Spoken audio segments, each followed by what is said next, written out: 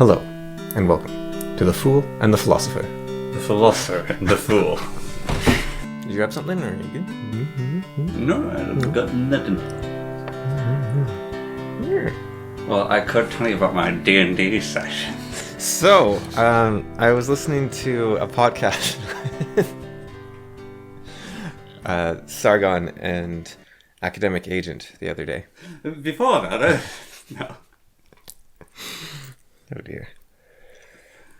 I get so many recommendations for Critical Role on YouTube, and I block every single channel that recommends me Critical Role. And I've blocked dozens. Yeah. I don't know why it thinks I want to see Critical Role. Maybe they're fine. Like, a lot of people love them. I'm sure they're good. But I don't want to see them. I don't want to watch someone play D&D. Yeah. I can completely understand that. Well, it depends. There are some specific cases where I'm interested. Yeah. Such as, I forget her name. It's like Geeks and Gamers or something like that. But maybe not. She's like this very small channel. This old woman who plays D&D by herself. And it's really fun to watch. She does like solo RPG stuff. And that one's kind of fun. And then there's a guy that just reviews stuff like solo. And that one's kind of interesting. Just to get I don't want to watch the whole thing. I just want to see like the concept of it, basically. So, and that old lady, I don't even watch much at all. Just The more point I was getting at with the tell you about my D&D campaign, it wasn't so much to tell you about it, but I was thinking like, oh, all these things are happening in the D&D campaign. And then I started to realize no one else cares but your adventuring party. Yeah, it's tricky when you have these moments you want to share. Well, if I want to share these moments, You talk to the group. or I make a animation that actually weaves a story and have to like do writing because I can't just tell it like it happened because it's going to be very, I don't know, not interesting. Actually, for the Critical Role people, that must be nice for them because they have a lot of fans. Yeah. And so they can share it with their fans. Yeah. And they have a whole group of people they can And there's regale. tons of fan animation, exactly. Like, remember that time this happened? Remember that time this happened? Hey! Yeah, so that's pretty cool. Mm-hmm. And if they're all having fun, that's good. I'm actually now half convinced that because there's a large amount of D&D YouTubers and content makers, I'm half convinced that 50% of them or more are people who they just really, really want to talk about their campaign. And so they had to make it interesting so they could share. Well, thank goodness YouTube exists, eh? Because before that, people were writing books. Like Pools of Radiance, Pools of Twilight, Pools of Darkness. Our dad was telling me about this book he read, it was like the Sky's Dungeons and Dragons campaign. How they kept the rolls in it, like what was actually rolled and like the attack damage. And you read this book, so yeah, it's quite. I could see that being interesting, but it depends how they do it. Yeah. So, for example, the rolls aren't shown, but in Worm, we were talking about that before. Yeah. During the big climactic final battle of the series, or of book one, sorry. Yeah. It's meant to be this incredibly deadly fight. Yeah. Where all bets are off. And so what the author did was for every character that participated in the fight, he rolled a die to see if they lived or died. So he wouldn't be biased. Yeah. He's like, I don't care if you're the main character, I don't care if you're one of the secondary characters, I don't care if you're this villain, I don't care if you're this little guy no one cares about. So bad news, I rolled really poorly. Everyone's dead. They lost. Well, there goes the final fight. Yeah. World's annihilated. Well, time to start a new series. Yeah. Although, given how it went, I mean, maybe. Malzahn must have had some of that. Oh yeah, that's some guys just sharing their GURPS campaign. Well, is it their GURPS campaign or is it them lore building their world? No, they're playing GURPS. Yeah, they're playing... Well, I know they're playing GURPS, but I wonder if it's Ice and other fella. If it's Erickson. Yeah, Erickson. Ice and Erickson sort of like making really, really in-depth backstories and world building, or if it's actually the campaigns as played. They said that he played everything up to the final battle. Right. So, and that's why there's some very weird moments, like when Karsa kills Reynolds' brother. Yeah. That wasn't supposed to happen. They were meant to help him, and then the guy playing Karsa just killed everyone on the ship. Yeah. And that sort of completely changed the course of getting Karsa pushed in the right direction. Mm-hmm. Had to give him a undead? No, the woman, I guess. Yeah. Yeah, and I'm not sure. Now he says they roleplayed each thing, but I don't know what they did. Like if they dipped in and dipped out, or they're like, okay, it'd be cool if Karsa, he's this barbarian, and so he goes and he fights these guys, and then he's at the entrance to this keep, and now you play him and we see what happens. Or I don't know if they actually played every single moment. No, they have intensely long, excessively boring role-playing sessions with every single detail included. Because the books are coherently and well crafted. So it would be weird if it was all based on the rolls of the dice. Yeah. Because it seems like they have some stuff going behind the scenes. So another thing it could be, you know the role-playing system Microscope? Yeah. Where you design the lore in the world as you play? Mm-hmm. They might have been doing that. And then, okay, we're going to GURPS this fight. We're going to... Yeah. I don't know how the gameplay actually went. Because they started with D&D, and they said that wasn't working for them because it was too restrictive. Well, my thoughts, but this is just always been my theory, is know the original heroes. So there's Anamander Rake, Queen of Dreams, the Warlord, and there's one other person in that venturing party. Yeah. My thoughts was that's their original characters, and so they played that story out. And those characters all got really high level, and then they retired them. And that's their backstory. Yeah, and then they just wrote the story off that. Or like... And then maybe they role-played a bit, like they did, oh, let's play with Karsa a bit, let's play with this a bit. Well, I think it's really interesting that Treach and the Jackals and the Bear are called the first heroes. Yeah. That makes me suspicious that those might have been them as well. Yeah, very well could have been. Because it's like, wait, Treach the first hero? Yeah. That sounds like the guy you played with.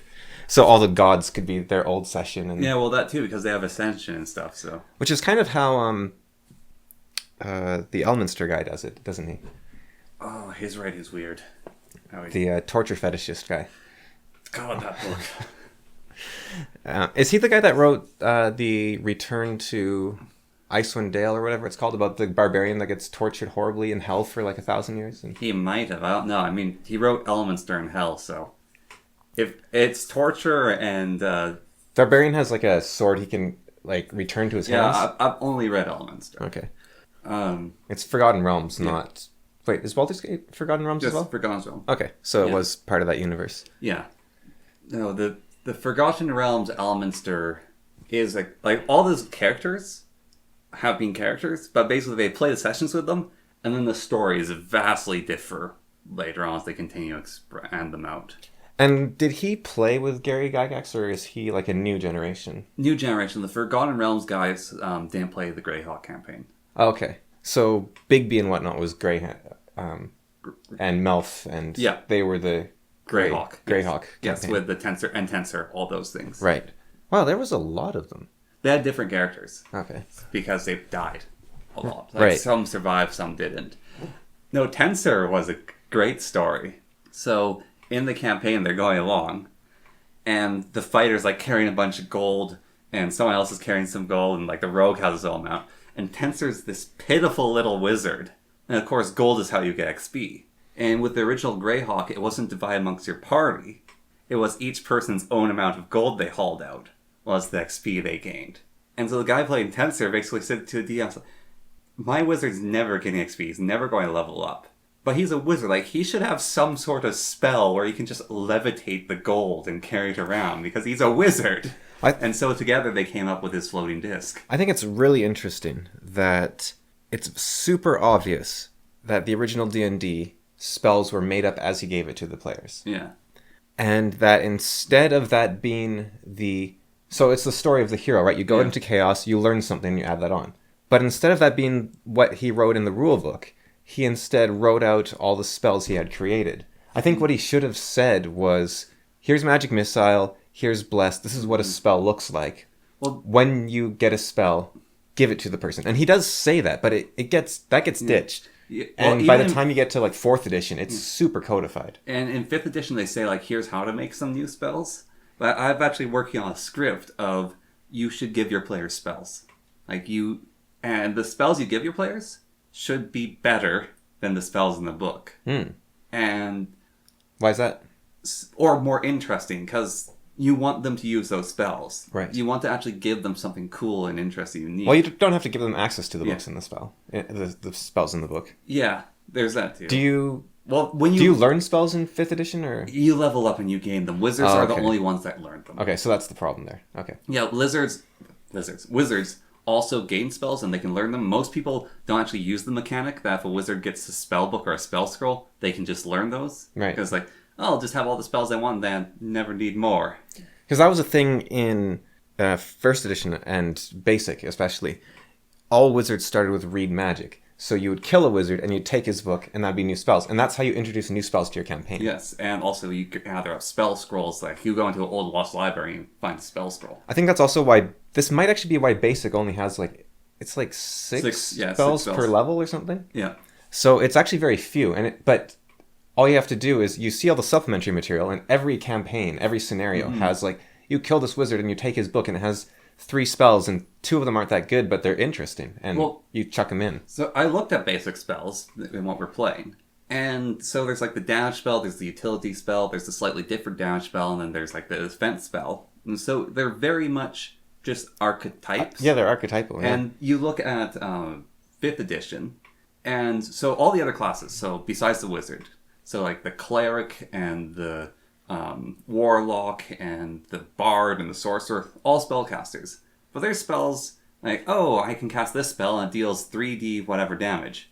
And then their level 2 spell is about the same as if they just brought that level 1 spell up to a level 2 spell in damage. So like all their spells is like just different flavors and maybe slightly bigger areas. And then the wizard actually has exponential spell growth in the spells they have access to. And that's makes the wizard the best spellcaster in my mind. Yeah, that was 3rd edition started that. Yeah. Like 2nd edition, the spellbook they vastly expanded. Yeah. I think they just basically took all the supplementary material and stuck it in. Yes. And I think that was a mistake. But they're really interesting spells. Every spell in 2nd edition is really cool. Mm-hmm. But well, then if you look at Dragon Magazine, like in Dragon Magazine, there'll be a little side panel, and it's just a spell that someone wrote and published, and then you can like take a Dragon Magazine spell. Yeah, and I think they put a lot of those into 2nd edition.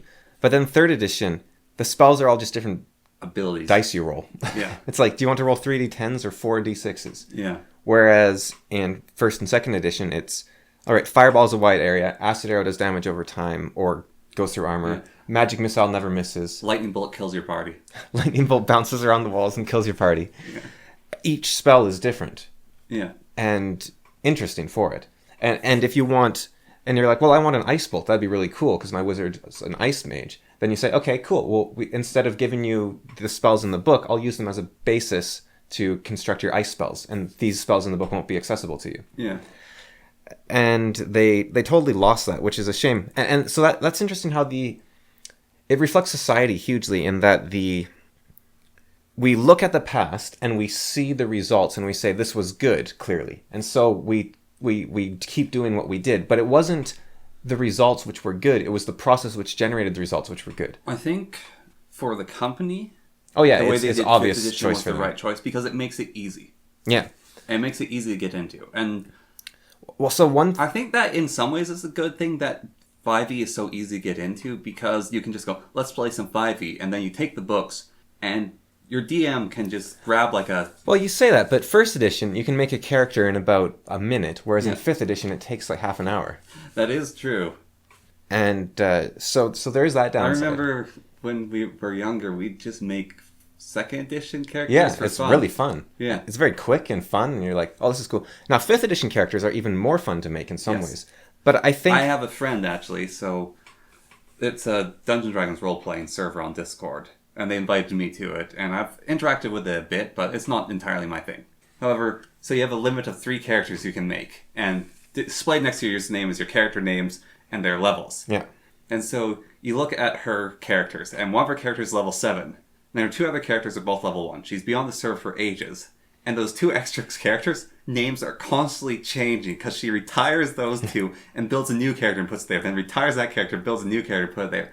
And so there's a joke throughout this whole server about how she just overmakes characters, and she's like even talked to apparently with like professionals, like said, talk to this about my therapist. My therapist said, maybe you should consider not recreating characters so much, like just explore some attachment things with them. Yeah, well, it's really fun to make them, but then you have to play them, and then Yeah.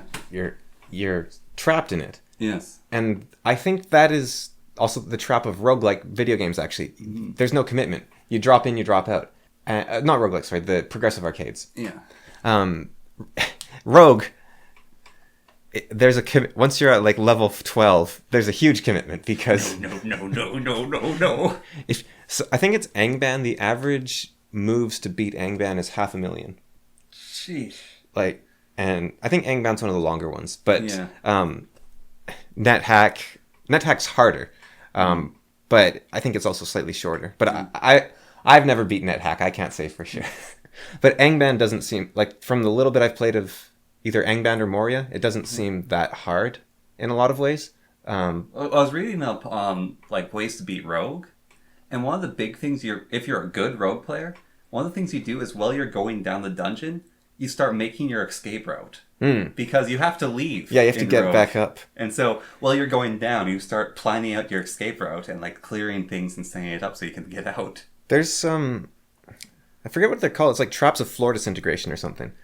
I wonder if that's actually bad because you don't know where the staircase is then. Oh, yeah. Because it's a great way to descend quickly.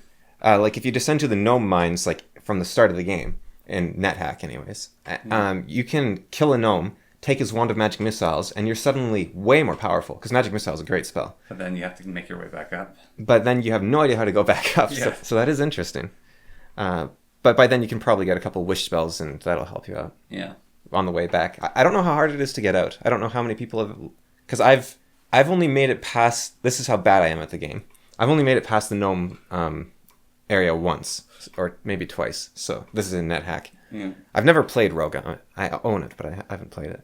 And I assume Rogue's much shorter because it's a much smaller game than basically all the other games. But yeah, it's this constantly making the new characters without ever committing to them, because if you commit to them, then you have to embody them. And oh no, What? it's Blair's Law, Connor. It's Blair's Law. Because if you think your body is mutable, then you don't have a commitment to your body. So this applies to fitness as well. Your body is your own. You don't get a second body. Yeah. And you can whine and complain that that's not fair.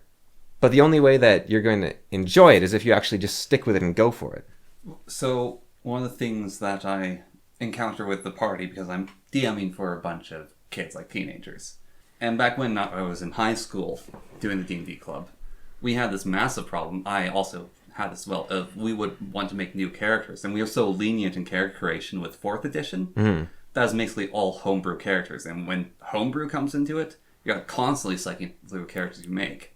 And so I basically very early on established to them, so you're all starting at level 1. Whenever your characters die, the next character is level 1. And so they have to catch back up to the party. And then on top of that, in the very first bit of their characters being around, I make sure they get a very good magic item that if their characters die, they'll most likely lose. And so no one else will be able to get it again. And so I'm basically trying to ingrain attachment to their characters into the system. Well, I think... And then what I did is once we were done a campaign or a story, I say, all right, now you can retire your character and you can have an apprentice come along and they'll be half your character's level and you can give them all the loot you want from that character. And then you can play your retired character again. So that's one thing I only realized very recently. In the Strongholds rules, which make no sense because they're very short and they're totally disattached from the rest of the game. Yeah. I find like they got rid of them in 3rd edition. I think I'm not sure. No, they made it like a whole big separate thing. I think actually. Yeah, there's the Stronghold rules in 3rd edition. Yeah. So, but in 1st and 2nd and basic, they don't make any sense. They're tiny and it's like you're at level 9. You're allowed to build a stronghold and you will attract D3 level 3 fighters. And it's, what on earth is this? And I only realized very recently, you're supposed to play as those fighters that you attract. I thought it's like, why would I care if my stronghold has fighters hanging around it? Yeah. But it's like, no, your character's level 9. You don't want to lose them unless it's a mission to save the world. So you send out your level 3 fighter to handle the goblins and the spiders for you and whatnot. And then when the demon invasion happens, that's when your character comes out of retirement, your main level 9 dude, and he goes out and fights them. So And also, retiring your characters allows you to, like, I've gone this character really far, but I don't want them to die for me to play a new one. so he becomes this really cool NPC. Yes, and he can be your... You can use that guy for the training XP. Like, if you have a level 9 fighter, Yeah. and that's like, alright, it's time to level up, and the old editions, you actually need to go to a master to level up. Yeah, so you can go the to guy. your character. And it's cool because you can see this guy occasionally. Yeah. And you're like, we're just these And then if you're a mercenaries. druid, you have to beat your old character to level them To up. kill your old. It's not kill, you just have to beat them. Okay. The other thing for strongholds, I think we talked about this before, is to protect your treasure from other players. Yes. Because the DM in Gary Gygax, he had like 3 groups, and they would find each other's places and steal from each other. And also, they produce passive income because the DM's always playing. So that's actually a thing, is yeah. they're a passive income machine. Like, you can have a vineyard. So I think Gygax might have benefited from, instead of writing a rule book, writing... Because what he said was he wanted D&D to be an engine for people to create their own games. Yeah. Which was totally abandoned by 2nd edition. Second edition kind of. Okay, well, okay, it was starting to be abandoned by 2nd, Yeah. and then 3rd edition, it was gone. Yeah. So he wanted D&D to be an engine, but I think he should have doubled down on that and said, here's the core basics. He should have gone... Well, I guess the problem is, H.G. Wells did that. Yeah. And his game never took off. And He's like, H.G. Wells' rulebook is like, you should put down your little wooden toys in a manner that is pleasing, and then move them around following rules, and you should have some dice. And he didn't give any rules whatsoever. yeah, his rule book for the first wargaming published things, a 2-page pamphlet? Yeah, and it basically says you should have some dice, some figures, and some nice green grass, Yeah. and move them around in a way that makes sense, in a manner that is pleasing. And it's like, but what are the dice for? How do you... Can you just imagine you're like someone walking through Queen's Park, right? You're a Victorian nobleman, and you're walking probably with another Victorian nobleman because you won't be with your lady friend, because that'd be improper. And then you see this group of like 3 men, all nicely dapper gent, but their jackets off, sleeves roll up, and then in the grass just like play with these toy soldiers and rolling dice. And just, Who are these vagabonds? Oh wait, is that the prominent author H.G. Wells? What's he doing in there? is that the man with a time machine in his attic? Yes. Oh, well, he saw D&D, and I love he had a time machine in his attic. was that like a fan made the time machine and gave it to him. wow. And so he put it into his attic. And then he had another friend who knew a bit of engineering go up and attach a machine Make it underneath. work. So there was a machine underneath it. And so he would have people go up into there. Like, this was a prank he'd actually play. And so he'd have people go up onto that thing. And it would, like, shake and move about. And then people in his, like, the lower down stories... They're wearing like 14th century. they would be wearing older clothing, or they'd be wearing what they thought was the future. You have, like, house guests pantomime to basically gaslight another friend. Just put on your Gregorian era clothing or something, or Georgian, sorry, and you just like chuck it on. You're like, whoa, we've gone 100 years back in time. Yeah. Oh, he was quite the weird guy, H.G. Wells. But the making the characters, it's very fun, but I think there is something to the simplicity of, you make a character, it's kind of like every other character, but if it lives, it's yours. Yes. And what is special is what happens to them, not how you created them. And that's why I love Scars so much. You say I'm obsessed with Scars, but what I really like is the story that... So, a game that does this perfectly, actually, is Wildermyth. Your character... There's like 3 generic classes you start with. Ranged, melee... Wizard. And I guess there's pitchfork melee and sword melee, but it's basically a ranged melee wizard, and they're all almost identical. And then the amount of classes you can branch into is crazy. The amount of items you can discover is crazy. And the amount of literal scars and magical mutations and everything else in the world is massive. I think Wildermyth has some massive glaring flaws in it, but that aspect of it is really well done. Well, one of the things that happened in my campaign, which was really strange, and it's hard to handle it, is a paladin actually fell. So he's meant to protect nature, and the guy just, and protect the innocents. That's his whole paladin code. And he killed a group of innocent people. It's like, okay, I have to, take his vow from him. And so I did that, and then he's like, well, what do I do now? I'm just going to make a new character. And part of me is like, no, don't make a new character. Try to, regain your honor or switch into a different class. And the other part's like, you're not escaping your divine punishment by making a new character. I think... And then I mean, he kind of looked out because a teleportation spell went wrong and he teleported inside a tree and died. I th- I'm not certain on this, but my initial thought is let him make the new character, because I don't think paladins are meant to fall. Yeah. I think that's a mechanic that he put in place so that you wouldn't do that. And so it almost, you think he would have, but then he would have just said you get smited and you die almost. Like, Well, I just actually came up with a new thing which would work better. Is if your paladin falls and you like, okay, I'm abandoning this thing, then you're abandoning all responsibility to play them. You can't pick them up later, and you're giving them to the DM. And they're a fallen paladin who knows what they'll do. They're a villain or whatever. Yeah. Yeah, no, that's interesting too. Because if he did that with werewolves, like if you let your character like, oh, I want to be a werewolf, you get bitten by a werewolf, then you go into the lycanthropy and you give up trying to fix it. Gygax's rules are like, all right, take your character sheet. They're now a villain. They're the werewolf. My control.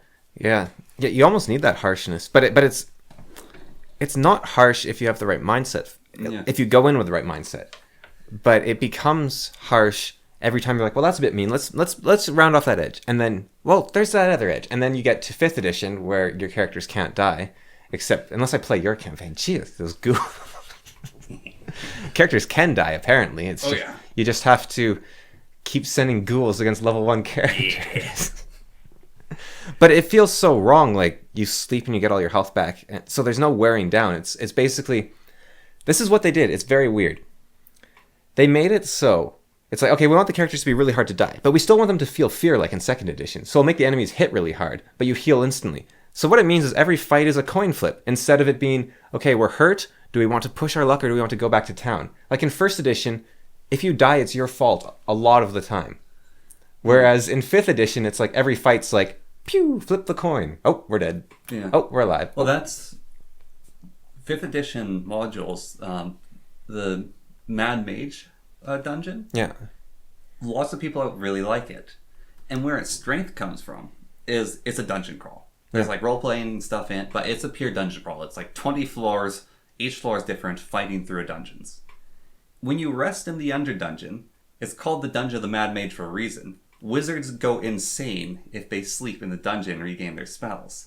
And so every time you take a rest in this dungeon, it's a flip of a coin for any caster.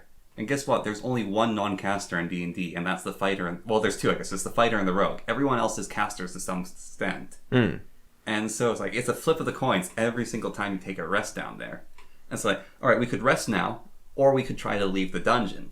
And so you have to climb back up to the surface. And climbing back up to the surface is its own flip of the coin of, we could encounter monsters here. That trap we barely avoided last time. We didn't completely clear this place. Who knows what's going on? And so it made the Dungeon of the Mad Mage in 5th edition very popular. Because I would prefer slowly wearing my character down, not the risk of losing them every time I try to sleep. Like, I really like... Well, it wears you down because you don't sleep in the dungeon. You climb back out again and rest. Then you have to go down and try to go further. Yeah, but is there any reason to keep pushing forward if you... Like, oh, we need to sleep. Let's leave. Because other adventurers are in the dungeons and they can get to the treasure before you. It seems like it would just turn into even more of a slog. Like, the time moves on in the dungeon. So if you take too long, there's mechanics for it. Things will happen. There's like little wars going on inside it. And so one side could win the war while you're wasting time. But then why not just have that mechanic and allow you to sleep in the dungeon? I don't know. I didn't make it. So basically what I'm getting at is, so in Baldur's Gate, you can sleep after every fight. And it's ridiculous. The game takes hundreds of days if you do it that way. Yeah. But there's no penalty whatsoever for doing it. And if you said, okay, you're not allowed to sleep inside a dungeon, all that would mean is that you have to wait a long time as your characters walk out of the dungeon, sleep, walk all the way back down. Well, it's basically you're seeing how far you can push it before you need to leave again. That's the idea. Because we've had times we were leaving the dungeon, and then it's like, oh, this is floor 1. Nothing can hurt us on floor 1. Let's go talk with the goblins. And then our whole party almost died because we went and talked with the goblins. Right, so But if we'd been smart, we could have not talked with the goblins, then come back later. But then we might have not gained all the treasure we got from talking to them. So the madness mechanic means that you can only go as far as you can on a single round of healing and spells and HP. Because in fifth edition, normally, let's say, you could go down 3 floors, heal up, go down another 3 floors. Yeah. But in this one, every floor you get is all on the same rest. And so you're holding on to your spells and you're like, oh, should I cast it here? Should I not? Yeah, okay, that works.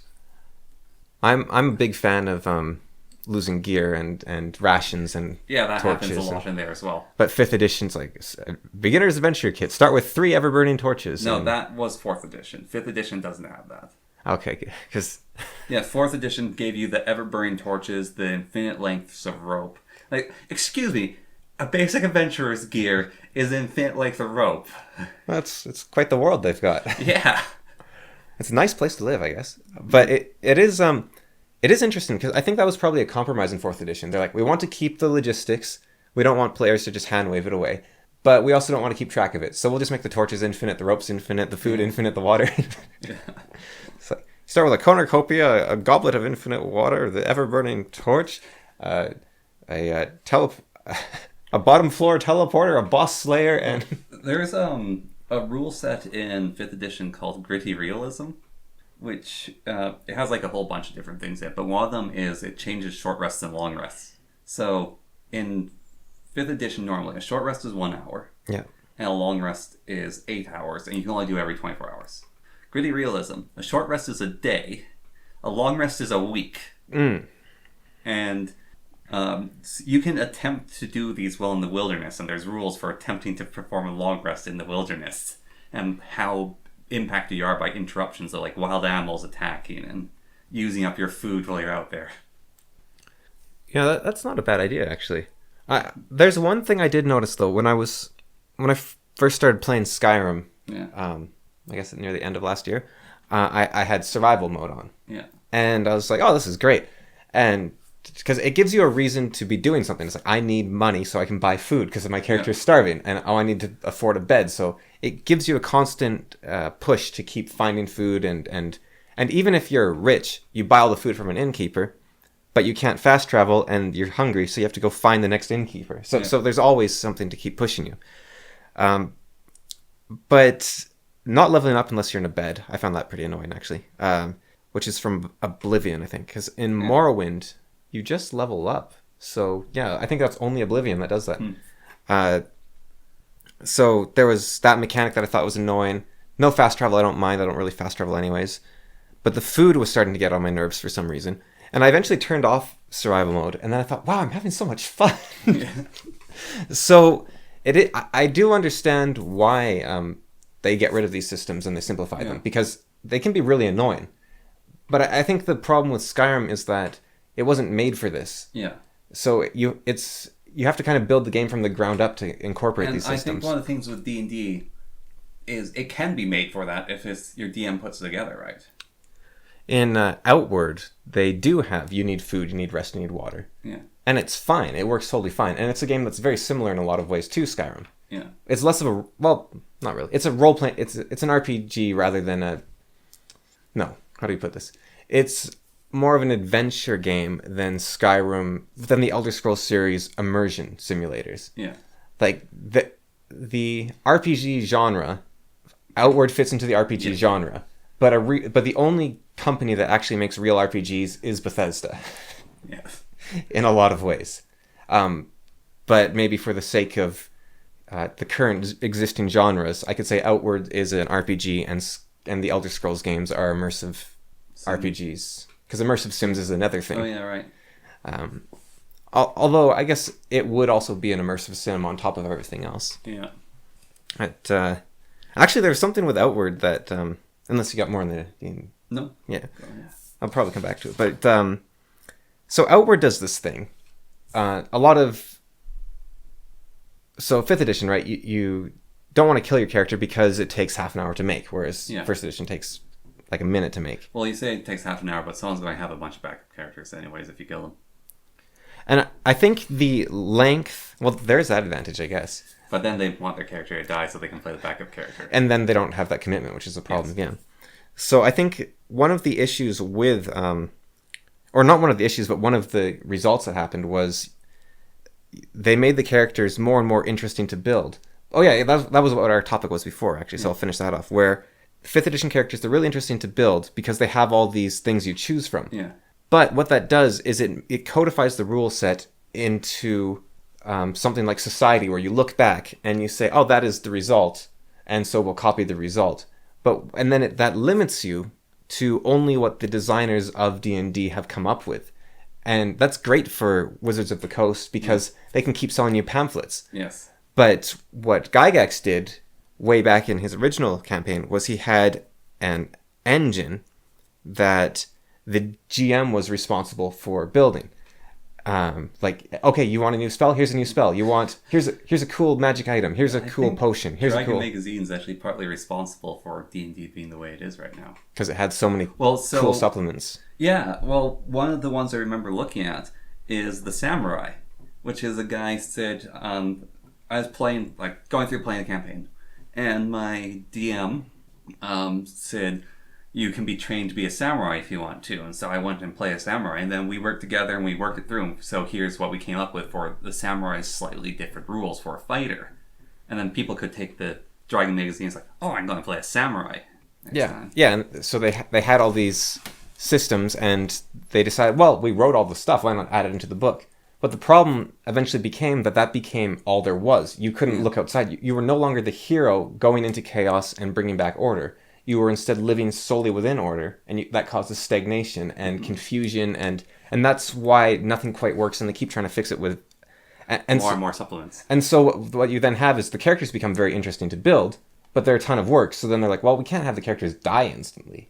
Yeah. Because they put half an hour into this, so the characters have to be tough, so you don't lose that. And so the characters get harder and harder to kill, and then suddenly the magic's lost. This happened with World of Warcraft, where when I was young, when World of Warcraft came out, I was slightly too young to play it, really, for the most part. Some of my friends did, but most of us were too young to do it, and it was mostly our older brothers and whatnot. You would kind of talk in... You mean Steve? Steve? Our older brother? What are you talking about? He said our older brothers. I know you're referring to your friends, but still, it sounded like we had an older brother. Right, yeah, good old Steve. Yeah, so you would talk on the playground in these sort of hushed tones as only kids can about pointless things like video games and books and whatnot. Well, they're not pointless, but no, maybe that's not even fair to say that the legend is pointless, because there was something magical about it. That's why people played it. But if someone was level 70, you were like, this guy's level 70. You'd be like, my brother's level 50. And you're like, jeez, he plays way too much. And because I think 70 was the top, maybe it was 80, but it was very hard to get there. You actually had to put the work in, essentially. Yeah. And now, what they did was they made it easier and easier because, endgame is what it's all about. Endgame is what it's all about. So they made it easier and easier and easier to level up. And they also made it easier and easier and easier to form a party, because they're like, this game's a social game. We should make it easier to form parties. But what that did was people were no longer using chat to talk to each other and meet up to form parties. They'd press the join party button and then never talk to those guys again. Because you just pop into the party, pop out. Yeah. And you level up. So now you're no longer walking across the plains and it takes half an hour, and you see a guy ride across on his mount and you're like, wow, that's a hero. And the thing was, you didn't even think someday that'll be me. You would I don't know if I'll ever achieve that. But maybe someday you become the legend. Yeah. And so there's this aspect of it. It could be there. And so they made it easier and easier and easier to level up. And people slowly started leaving World of Warcraft. Yeah. So then people said, can you please bring back Classic? Can you please bring back Classic? Wow, that's a hard sentence to say. Can you please bring back Classic? Can you please bring back... Please bring back Classic. Wow. Classic. Yeah, Classic. And there, famously, one of the developers said, you think you want it, but you don't. We have all these quality of life features. We have all these ways to make the game more enjoyable. And people said, please, please, please. And they're like, fine, here it is. And then it became more popular than their game with all its expansions and all its quality of life. And so now, very weirdly, Blizzard I've seen the ads. They're adding promotions you get up to level 70 instantly and get a free mount. And wait, you're destroying Classic again. Yeah. You didn't learn your lesson the first time around. A lot of these little annoyances, I have to go and be social and talk to people, because it can be annoying or difficult, or you can fail. If there's no room for failure, So every time you see, okay, there's room for failure here, this is going to alienate like 1% of the people. So we're going to fix it. Because it is a shame that they're having a bad experience. But every time you patch those things, you make everything else worse. Also, you're taking away the nerd's abilities to actually learn how to socialize, even if it's just online. Yeah, well, you had to learn a skill or you don't. I said this about Dark Souls. The really interesting thing about that game is you cannot adopt the game to yourself. You have to adapt to the game. Yeah. And so it changes how you play until you're able to actually beat it. And that's the problem with difficulty sliders, is they allow you to, instead of learning the game, they allow you to simply make the game suit you. And you might think, well, that's why I'm having more fun. But your fun is wrong. But your fun is wrong. You don't know what you're doing. If you want to enjoy Dark Souls, the art piece, like, look, you look at Mona Lisa, a lot of brown in that. You're like, I don't like brown. I'm going to color it yellow. It's like, no, you either enjoy the Mona Lisa or you don't. You don't get to choose what the Mona Lisa looks like. Yeah. And it's the same with Dark Souls, because video games are a form of art. You enjoy Dark Souls or you don't. And one game that was interesting was by Red Hook Studios called Darkest Dungeon. Darkest Dungeon, yes. What they did was they actually do have one difficulty option in the game. Well, they have two, I guess, with Radiant Mode. But Radiant Mode was, in my opinion, more of a better designed version of the core game. To some extent, they're like, okay, our game takes 40 hours of doing the same thing over and over and over again. What would it take to keep the core essence of our game, but make it 20 hours. 20 hours. So whether Radiant Mode succeeded or not, I'm not sure. I haven't actually played Radiant Mode, but I think the idea of it was smart. Yeah. Or maybe not smart. It was interesting. Maybe they should have made it a beta you can opt into and out of at will. But it's in the game, and I think it was essentially them trying to fix their game up a little bit. Yeah. So that's okay. But they have a difficulty mode, which is if you go into the options menu, there is a hidden difficulty section. I don't know where because I don't actually want to activate it anyways. But it allows you to get rid of corpses. So when enemies die, they don't drop corpses. Because when they added corpses, like half the players hated it. Yeah. And they said, no, this is our vision. But we recognize that, we need fans. So we will put this option hidden deep in the menu for you to turn them off if it really is that much of a deal breaker for you. Well, I discovered something about Dead Cells. There's settings called accessibilities. And you can make the game ridiculously easy with the accessibility settings. And I've looked at those and I am not touching those. And even though I I got to the end game, and then a bug of using Steam sharing made it so I actually couldn't progress any further. And so I had to go all the way back to like the mid game where I was on the non-Steam share file. And I've clawed my way back to Nightmare, and so I still have to beat it in Nightmare mode. And it's like, oh, I could just go, yeah, I'm going to accessibility settings, easy it for myself so I can get back to the point where I was. It's like, no, I have to. And a lot of people talk about this in terms of earning it. They're like, yeah. Well, that is part of it. Sort of. It depends on your own personal definition of earned, I suppose. Because when I hear earned it sounds like you're treating it like a job where the payoff is the end result, not the journey. That's how I think of earnings. Like, I earned $10. That means I didn't care about the journey. I cared about getting the $10. Maybe that's just my For me, the earning connotation is I have to play the game the way I played it before to get to that point. Because I getting to that point, that means the game's over then, because I'd be in Nightmare mode. Yeah. Whereas I get to sort of play it again, it's like it's another challenge, and Yeah, that's not how I see the word earned at all. Yeah. Because earned to me sounds like you only want to get to that end point. Yeah. So... Yeah, it's not so much... I just... Like, part of it is I do want to get to that end point of, like, yes, I did it. Like, I definitely do want the, yes, I did it without doing that, even though I got there before. But another part is, this is the way the game is played. Yes. Yeah, and if you... Like, the earning it, for me, is a bonus of, like, I get to play the game and be to that extent. So when people talk like, oh, this game's so hard, you have to earn it. I think their hearts are in the right place, but I think they're describing it wrong. I think maybe it should be described more along the lines of... Well, it's funny because there's this meme about Dark Souls, which is you cheated yourself. But I think that's true. I think there is an aspect of you cheat yourself if you altered the game to suit your whims, because art changes you. That's kind of what art is. So if you force the game to conform to you, every game you play is the same. But if you have to conform to the game, then that means that the art has changed you. Then what is Divinity? Divinity Original Sin? Yeah. Well, you're still working within the confines of the game.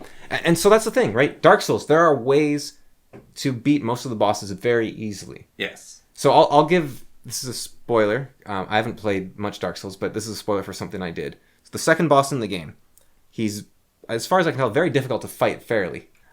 He starts on this long bridge, and you can't really dodge around him because he's about as wide as the bridge. But there is an area you can find. There's a ladder you climb up, and there's a tower you can stand on. And there's a couple enemies on the tower, but if you kill them quickly, you can get up there before the boss, and then the boss will fly onto the tower because he can jump very high, which kind of surprised me. I thought I'd just stand there and shoot him, but he jumps onto the tower, and then you can fight him on the tower, and the tower's a bit wider, so you can dodge around him. But I still couldn't beat him fairly there, but I think that is a way to fairly beat him. So what I ended up doing was I would climb up the ladder, and he'd be looking down at me at the ladder. Then I'd jump off the ladder and hit him, and it took off about half his health. Then I ran up the ladder and jumped off the ladder and hit him again, and he died. Yeah. And so I found a way to beat him. And another thing that people know about Dark Souls is the mage class is much stronger than the other classes. Yes. So you can work within the system, and still cheesing is working within the system and becoming its master. And here's my, I don't know, stubbornness refusing to play the mage class in Elden Ring, even though they are by far the strongest class. And why I don't play them is they're by far the strongest class, even though they look cool. So cheesing is a very admirable thing, but cheating is not. And you say, well, it's not cheating; it's an accessibility option. Not an accessibility option, but a difficulty option. Yeah. But the difficulty option is cheating yourself. And you say, well, the developers designed the game so it works with all difficulty levels. How? That's very difficult to do. Well, the Dead Cell is actually called the accessibility Yeah, option. well, I want to talk about that separately. Yeah. Because accessibility is interesting. So I'm playing occasionally Rogue Legacy 2. Yeah. And they also have that, don't they? they have this massive accessibility section. Yeah. And one of the things is you can make time slow down when you're aiming projectiles. Yeah. Now that makes the game way easier. And you'd say, well, okay, you're spoiling the skill for yourself. My hands are in a lot of pain, so quick actions hurt. Yeah. So if I slow down time or pause it when I have that, it allows me to play the game. You're also playing with a controller, right? Yeah. Because aiming with a mouse in that game, ridiculously easy. So it's much harder to aim with a controller. Yeah. And it hurts if I do it too quickly. So this allows me to play the game without pain using a controller because I can't play with mouse and keyboard because that hurts. So this accessibility option essentially allows me to play the game. And so that's where it becomes difficult because I think developers should very strongly push their intended experience. Yeah. And that is a problem. A lot of games they start with, do you want to play on easy, medium, or hard? I don't know. What? Story mode. But when they start with the difficulty option, right? Right. Yeah. You see a lot of games, they start with difficulty. It's like, I don't know what I want to play. XCOM does this. It's like, what difficulty? I have no idea. What games should do is they should start, they don't give you the difficulty option. You start playing, and then if you look in the options menu sometime, you might be like, oh, there's a difficulty slider there in case you need it. Yeah. But difficulty sliders should not just be, okay, enemies do double damage or they do half damage, because that destroys the intended experience. And I think it would be much better to aim for accessibility rather than difficulty. Well, so a game that does this perfectly is Celeste. Yeah. They say, here's the game. And then you go into the menu and it's like, oh, accessibility or whatever options. Yeah. You click on it and they say, please beat the game once before you choose these options, unless you really need them. So they put it in there themselves. Yeah. And it's like, okay, cool. Dead Cell's accessibility says everyone has a different experience with a game, and while the game was intended to be played this way, if you have difficulties or there's one part of the game which you really don't like, these settings should let you change that. Yeah. And so there are settings, you can change how much damage you do, you can change how much damage you take. One of the ones that I was tempted to change is traps damage, because traps can be super annoying in Dead Cells. Like, you have this amazing run, and then you quick fall and you land in a spike pit, and then you just lose all your health, and you're like, ah! And so that is the danger, right? Yeah. You were tempted. By putting the options in there, you introduce temptation. In Dark Souls, there is no temptation. Yes. You're like, I either have to quit this game or I have to learn and adapt. Yeah. And so I'm having this issue right now, actually, where I was watching Norovo play Here's My Magic Maelstrom, which is a very hard map in the game. And he's playing on impossible difficulty. Some people consider it the hardest map in the game. Yeah. So I thought, I want to play along. So I don't play on impossible, I play on expert. But I was like, I'm going to do this legit. I'm going to play on impossible as well. because I'm decent at Heroes of Might and Magic. Yeah. So I thought I'm going to play on Impossible as well. And so I'm going along, and I'm doing fine. Yeah. And then I get into a fight, and I lose my best hero. And you saw this fight. Yeah. And so I split the save, and I worked with you to figure out how to win that fight until I did win the fight. And I kept playing from there. And then I keep, like... I think save scumming is typically associated with RNG manipulation. Yeah. That's not what I'm doing. I'm not trying to get lucky to win. Yeah. I'm trying new strategies every time I lose to see which one's more effective. Yeah. But Norvo is beating the game without reloading any saves whatsoever.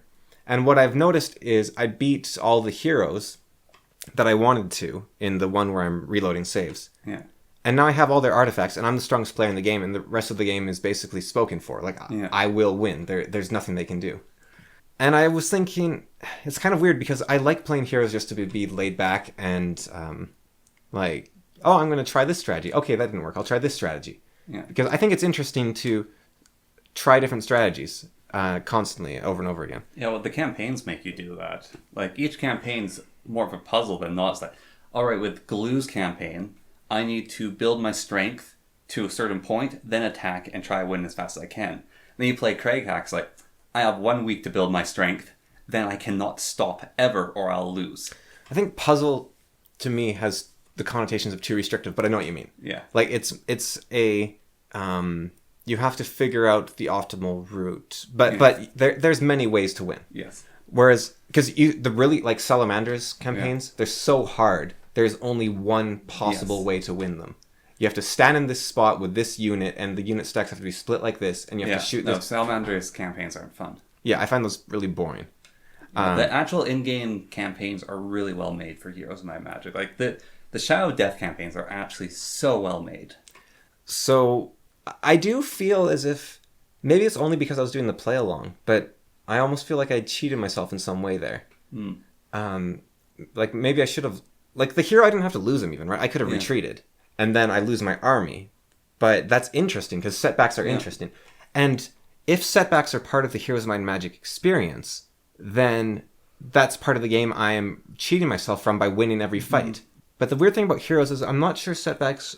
Well, no, because the AI gets setbacks all the time. Yeah. So I think they are part of the experience, and I am cheating myself from that if I just win every fight. Yeah. And that's part of the reason I think why I like playing on Expert, because then I'm basically guaranteed to win, but I don't have to go all cheaty and sweaty on the AI in case they're starting to do really good. So there's... Now, one thing I... Because I don't actually mind setbacks, what I don't like is when I'm overwhelmed by impossible numbers, where I just feel crushed at every... Which I think Golden Coast is much harder, but Golden Coast isn't an official map. Yeah. But Golden Coast is a map I had to play like 4 times with reloading saves before I was able to beat it. I had to restart. Only 4 times? I had to restart it. Yeah. Only 4 restarts? Yeah. Have you tried it? I'm talking Craig Heck's campaign. I restarted over and over and over. His campaign is so hard. I'm also slightly better than you at the game, Yes, I you think. But I'll have to try it. I've never played the campaigns. I'll have to try it sometime. Are they on Hoda? I don't think so. I don't... Someone's probably made them for Hoda. But, or making them. I guess... But then Necromancy's all out of whack, so maybe I should just play them base game. Yeah. But it's not like Necromancy's a big part of those campaigns. Isn't Sandro the main character or the villain or something? He is the antagonist, but he's also the good guy. So when you're unwilling to accept setbacks as part of your story, that's when you start saying it's unfair that I was born into a poorer or richer family, or that these people were born poorer or richer, and I should tear everything down and start again. That's where you get the arguments that the first person to get all the resources can gather them up and hoard them and force other people to do whatever they want to give out a meager amount of those resources. And that's when you get communism, because everyone's resentful of the rich people. But so I'm just trying to catch the... So you cheat yourself of the intended experience when you save scum, when you don't have the setbacks, when you don't have the triumphs, the highs and the lows. And if you're not willing to accept and adapt and become greater than the... If you're not willing to adapt to the situation... So, a gymnast, right? Grabs the bar, slips, and falls off. Yeah. So he gets rid of the bar. So he goes onto the mat, raises his hands up, ta-da. That's not interesting. Yeah. The gymnast is interesting when there's fire around him and he's doing backflips and he's jumping from bar to bar and there's swinging chains and blades and everything. That is an interesting gymnast because they've adapted to their environment. Which gymnasium are you going to? You know, like if they're doing like a circus performance. Yeah. The gymnast is most interesting, like Robin's parents. Yeah. So, the gymnast is most interesting when they adapt to their environment. If you get rid of all the things so the environment adapts to you, you make it flat, boring, lifeless. Well, it's boring by definition. You make it flat and lifeless. You just stand there, ta-da, nobody cheers. And so that is exactly what the socialists are doing when they come into the world and they say, I don't want to adapt to the world. It's unfair that I need to work to survive. I should just be given things.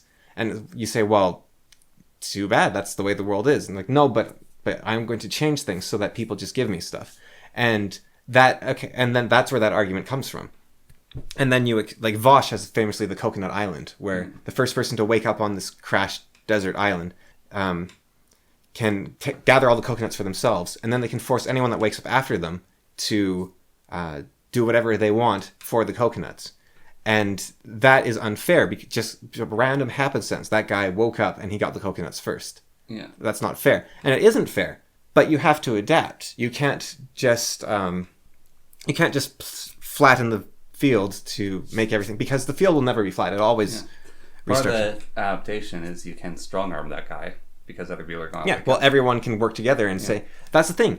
That is where creativity lies, in overcoming obstacles. So I was thinking, this is something. And then I was thinking, so people can strong arm the Coconut Man, right? The Coconut Man has to adapt, so he buries the coconuts and hides them so no one knows where they are, and they have secret stash, so they have to follow the Coconut Man to figure out where it is so they can strong arm him. It's always interesting. It's always growth. So I was thinking something really interesting about curses. You get a curse, that's a bad thing, right? Yeah. But there's always... So something that happens a lot when people talk about Harry Potter is they talk about all this magic, and they talk about all the ways that, like Voldemort, for example, could be defeated. Like, you could teleport behind him with a gun and shoot him. Yeah. Or you could teleport behind him invisible, Avada Kedavra. They talk about all these really interesting exponential uses made from... what are they called? Opposite of an inference. Extrapolation. Yeah. You can extrapolate humongous potential from tiny amount of spells. And so I was thinking about curses, like when your brother dies, your heart will, like, your eyes will weep red blood or something. It's like, oh, that's horrible. Like, your brother's not only died, but your eyes are weeping red blood. It's like, okay, I'm going to fly in a ship to the edge of the solar system, and then we're going to, when my brother dies, my eyes will turn red, which means that information has traveled faster than the speed of light, which means we can use that for time travel. So things like that's an XKCD thing. Yeah. But there's stuff like that. With any curse you can think of, there's always a usage for the curse. Like, a drop of water will never touch your lips. It's like, okay, you can jump in the ocean and become a mariner because the water can't get through your lips. So you can breathe underwater. You can go down to the bottom of the ocean. Yeah. Or water will never come into your mouth. Or you can, I don't know, you can be the person that blow dries like people's hair by sticking in your mouth and like... like there's always another use for something, and that's really interesting. But that's only if you adapt to it. If you instead say, oh, it's not fair that I have this curse, it's not fair that I have this, it's not fair. Well, Sophie in Howl's Moving Castle, she becomes an old woman, and then it's an awful curse. Like, at least I'm a fit old woman. Yeah, she becomes an old woman, but then she just starts bossing everyone around because she's an old woman. Yeah. Have you read the book? Yep. So, yeah. Yeah, and she just starts bossing everyone around, and she just totally adapts to her role instantly. Yeah. She's very admirable, actually, in that aspect. Like, she has this horrible luck, and then she just instantly adapts to it. Like, she starts... What is it? Her parents are... Her father died, and her stepmother and her stepsisters are in the hat shop with her, and she takes over the hat shop. And then she gets...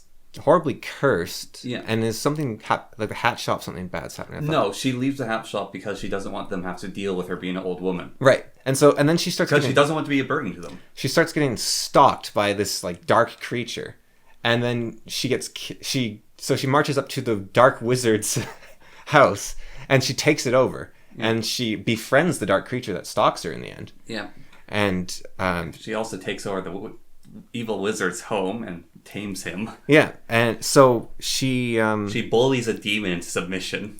She does it basically instantly, Yeah. which is kind of weird, but maybe... Would have been interesting to meet Diana Wayne Jones. Like, is that just how she thought? Diana Wayne Jones' magic, in some, like, there is, Sanderson has some interesting magic systems, and Tolkien's magic is very celestial, I think. Like, it's... Diana Wayne Jones is sort of matter of fact, in a It's way. matter of fact, but it's also magic. Yeah. Like, it's very, like, this is the way that magic works. And... It's just here. Yeah. But it's not like, oh, I can do E times Z to the 23rd degree to get a result. It's like, no, that's not how Diana Wayne Jones' magic works. It's just... It's like, here's the door. You can change the tab to choose where it opens. Well, the 7 League boots, when they're sharing one 7 League boot together, her and the apprentice, and they keep missing. So, where this socialism takes you is eventually you think, okay, once I have structured the world, it's still not fair that I have this physical body, and so I want to be a mind separate from the body. And so you get all these fat, lazy people that are like, well, the mind is what matters, the body is immaterial, so let's have fat acceptance, let's have like lazy acceptance. Smoking acceptance might come back in a few years, we'll see. I don't see any reason why it wouldn't. Except maybe for the fact that smoking affects everyone around you. Being fat does too, but smoking obviously does. And what that would do is then that's against the commons, and therefore it's allowed under our glorious leader sort of thing. But I could see smoking acceptance becoming a thing. So you have fat acceptance. And then you have, We should have curse acceptance. Well, I see bodies in a sense that I don't like that I'm going through puberty, or I don't like the beauty of women, or the treatment I must go through, or whatever it might be. And therefore, that's where the white slaw comes, as I called it, where you have transgenderism, where you have... this is only one aspect of transgenderism. It's huge. I think transgenderism is mostly a body dysmorphia. You said something at one point a long time ago, which was a harsh truth, but I think a good truth. Which is, you said, you did not choose to be born as a human that feels pain, that suffers, that has to eat food, drink water, and sleep. Yeah. But it's the lot you got. Yeah. Yeah, and so what are you going to do about it? Just complain, or are you going to become... there was that comment I read on YouTube at one time where the guy said, you can spend all your energy figuring out who the people out there that are ruining your life are and how to complain about them most effectively, or you can spend that energy... people's lives, sorry. But... or you can spend that energy fixing your own life. No, the ruining people's lives is exactly the same thing as complaining about all these people that are ruining your life, because that's resentment, and everyone is just being resentful. All wars are done in the name of justifying the first war when Atlantis tried to conquer the world. It's like, well, that sucks, or that sucks, or that sucks, or that sucks. All wars are justifying the first murder. Yeah, of Cain and Abel, the jealousy. Yeah. It's just the resentment going back and forth and back and forth. And when you look for resentment, and you look for... That is when everything gets destroyed. And the most evil thing about... This isn't totally related, but communists, the most evil thing about them is they're aware of this. Like the smart ones, like Vosh. And they are purposely playing into this to destroy society. Because they want society destroyed, because society's too nice right now to allow for the communist revolution. Yeah. And that... I've been thinking lately... Like, I watched Such an Adam. Is the communist revolution in the end going to be better than what we have, though? Is that the justification? Yes, absolutely. But it has to be worse now, so we can then do the communist. Yes. Okay. You have to take a step forward to take a leap. You have to take a step backwards to take a leap forwards. Yeah. Is that the Mao's whole thing? No. That was just coincidence of language used there. Okay. Yeah. No, Mao just wanted everything to be better. Yeah. Great leap forward. But I've been thinking, like watching Such an Adam and other people talk about how the crazy SJWs that basically hit me when I was down back in 2015, when I was at my lowest point, and they just made it worse. Like they refused to help me when I was near suicidal because I was white, basically. That's like, I mean, how evil is that?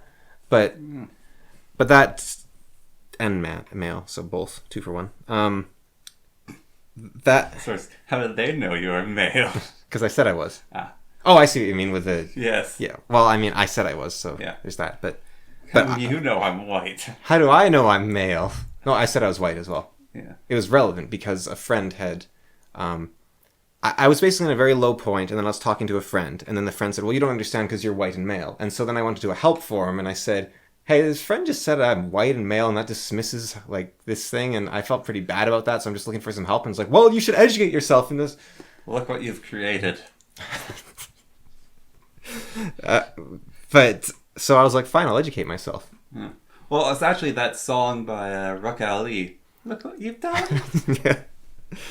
Yeah, so I educated myself, and now I watch Academic Agent, as I said at the start, and think that all races should be cordoned off to their own little places and something. So no, because that's stupid. The ethno-nationalism. Well, ethno-nationalism I'm actually okay with. That needs qualification, but I'm not going to go into it right now. But race. Sorry, it's just the statement is racism's fine if you qualify it, but let's not go into that. No, it's not. Ethnicity isn't race. That's my point. Yes. If British people want their country to be British, if Japanese people want their country to be Japanese, if Americans want their country to be American, I'm fine with that. Yes. But you have to say that Americans are black and white because they have, and First Nation, because they have lived together for so long that is American. Yes. And so ethno-nationalism, I'm totally fine with. Maybe. I have to think about it more. But to a degree, like, you need to allow you can't stagnate. Yeah, you allow new people in and then they adapt. Yeah. Because they're coming in. And they bring the best of their own culture. Yes. Like, the Mexicans bring their food. I mean, not much better food in the world than Mexican food. Agreed. So you allow the Mexicans to come in and they improve America with their food and with their hard work ethic. Yeah, and a lot of Latin Americans, they have great musical traditions. Yeah. And the blacks and the whites and the First Nations, they've all been there for hundreds of years at this point. So that's where they are. But you don't say, oh, well, this guy's British, so he can just come to America. No, it's as hard for him to enter the ethno-state as it is for the Mexican. Yes.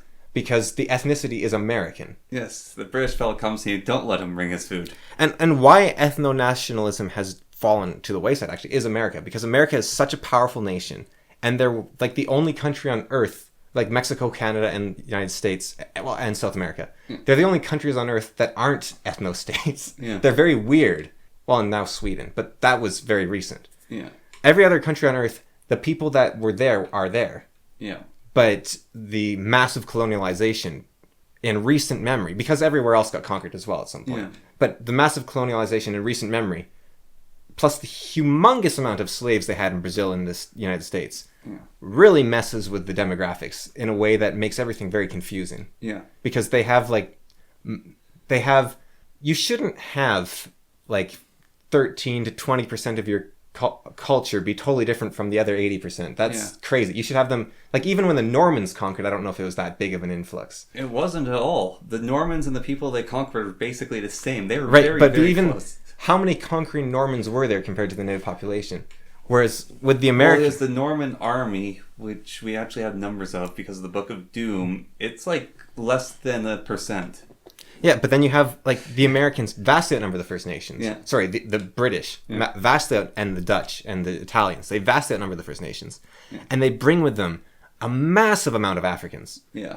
And so you have... And the Africans are from all over Africa. So you have all these crazy, different cultural... Crazy as in wildly disparate, not as in bad. You have all these African traditions that are totally at odds with all... Or different. And it's going to take a very long time for that to resolve into coherent... Yeah.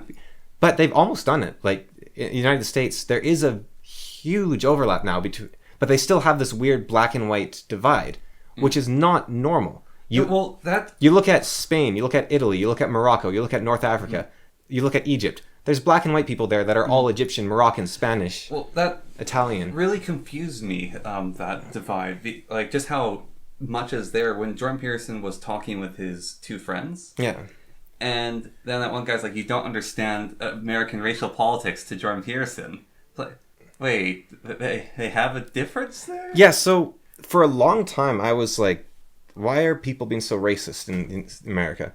But I think, I'm not finalized on this, but I think the States is actually an exception where black and white people actually do have their own cultures. Like, skin color is not normally determination, and that's where people like the sectional interests and the racial, like what's his name, Jared Taylor, where they say people have racial interests, and that's why groups should be separated. Well, That's only true in the United States and only in some circumstances. well, also the United States culture, I think, rubs off on it. Yeah, well, that's the problem. They're so powerful. Something happened which was really weird. I was talking with some friends on Discord, and one of the guys there is Métis. And I said for sizzle, like his statement.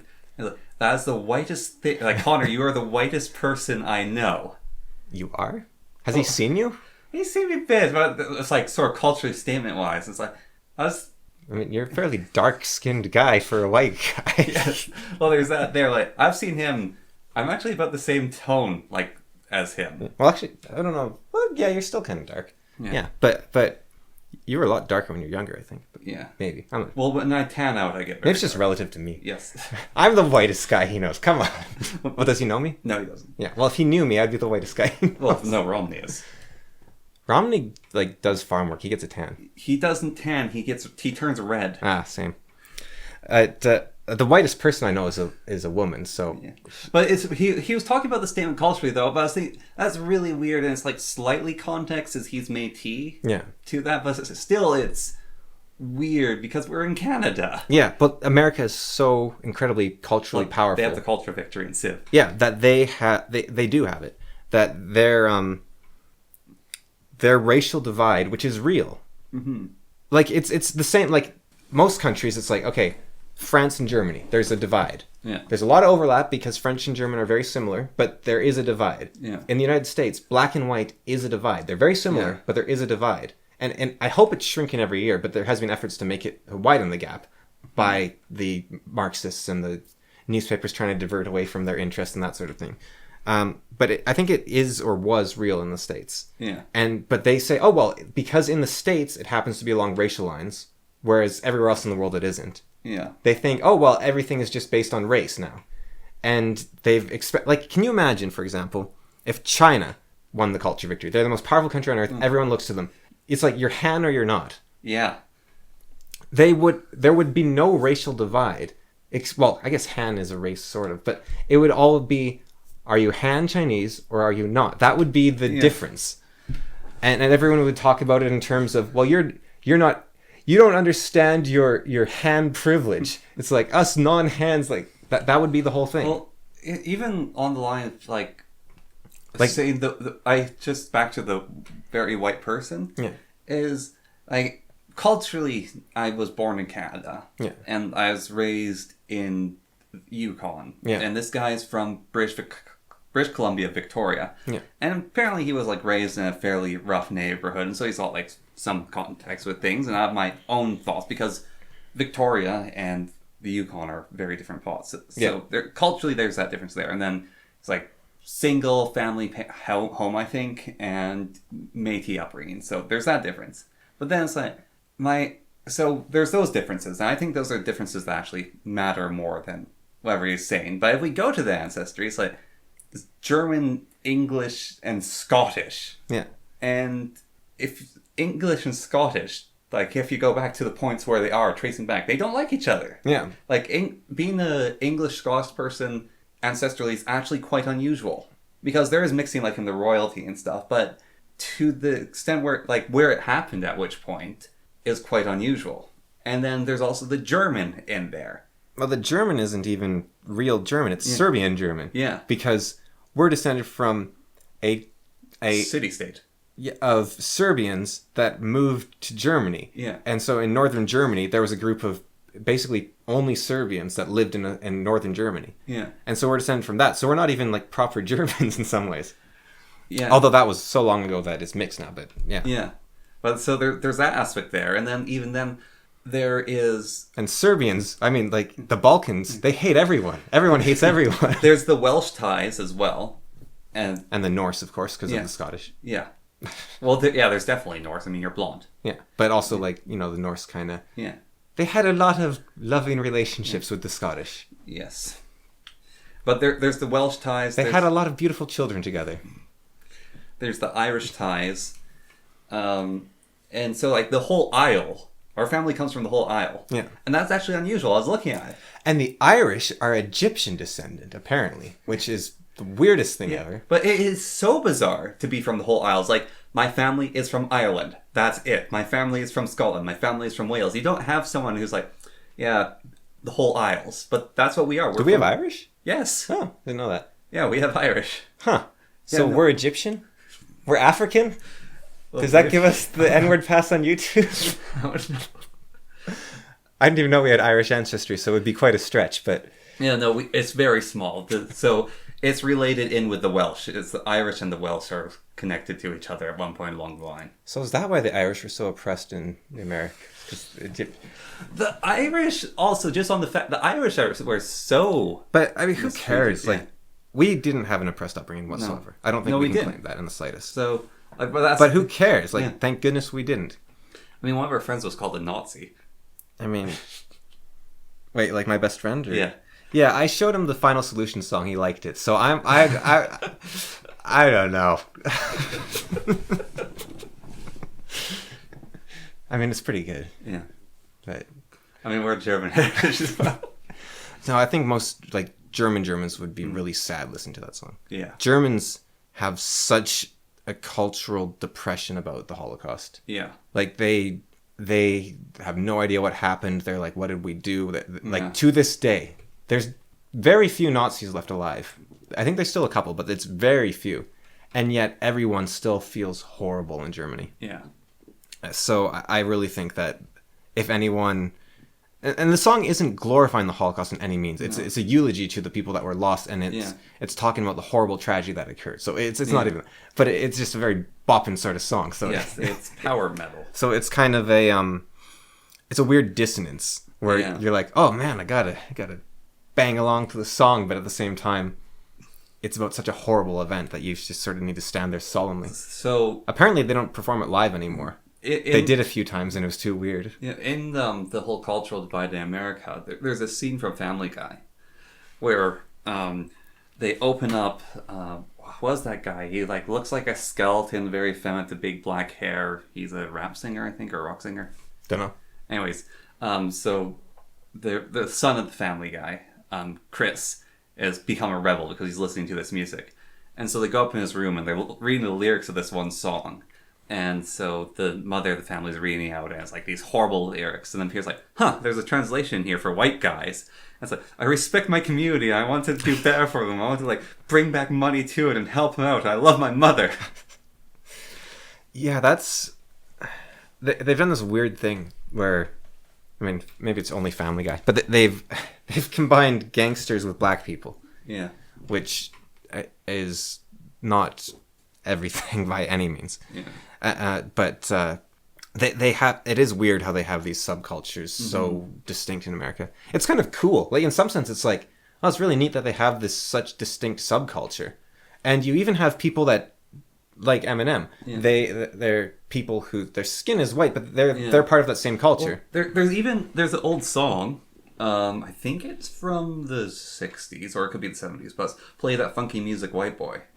And the song's lyrics, so there's that line in it, where it's saying, play that funky music, white boy. But then it's, the singer is saying, I couldn't believe my eyes, like, going to this club. And there's this amazing music, everyone's dancing and jamming. Then someone out in the crowd calls out and points to the stage, play that funky music, white boy. And it's like, this white guy is playing music that a bunch of black people are jamming out to.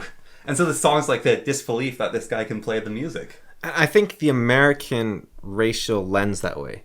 Really warping, because you're talking about you're having this oppression Olympics with your Métis friend. Yes. I mean... Well, I didn't even go into the apprentice Olympics is pointless. It's kind of messed up in the first place. Yeah. Like, who cares if your ancestors were... Well, I was more pointing out, I don't know a lot about him, but like there is so much diversity in both our backgrounds. Yeah, what we should focus on is both our individual upbringings and each other and who we are now. Yeah, exactly. Yeah, so that's opposite of oppression Olympics in some ways. You're pointing out, look, everyone has history. There's no one that doesn't. So we're like, unless... And so like your personal history, which is he grew up in a single home and he wasn't a very good part of town. Like, unless you're descended... And I grew out in the woods in a weird cabin thing. Unless you're a Heineken who has a 400-year history of being descended from the rich owners of the Heineken beer factory. Like, nobody else has an unbroken history like that as far as I'm aware. Maybe the Rothschilds. Yeah. But But I'm sure a lot of Rothschilds even fall to the side often. Yeah. Like they marry out and then they're so there's probably relatives of the Rothschilds that don't have any money whatsoever. Yeah. But the Heinekens, they actually do keep it consistent. Although even then, Our tree goes straight down, no branches.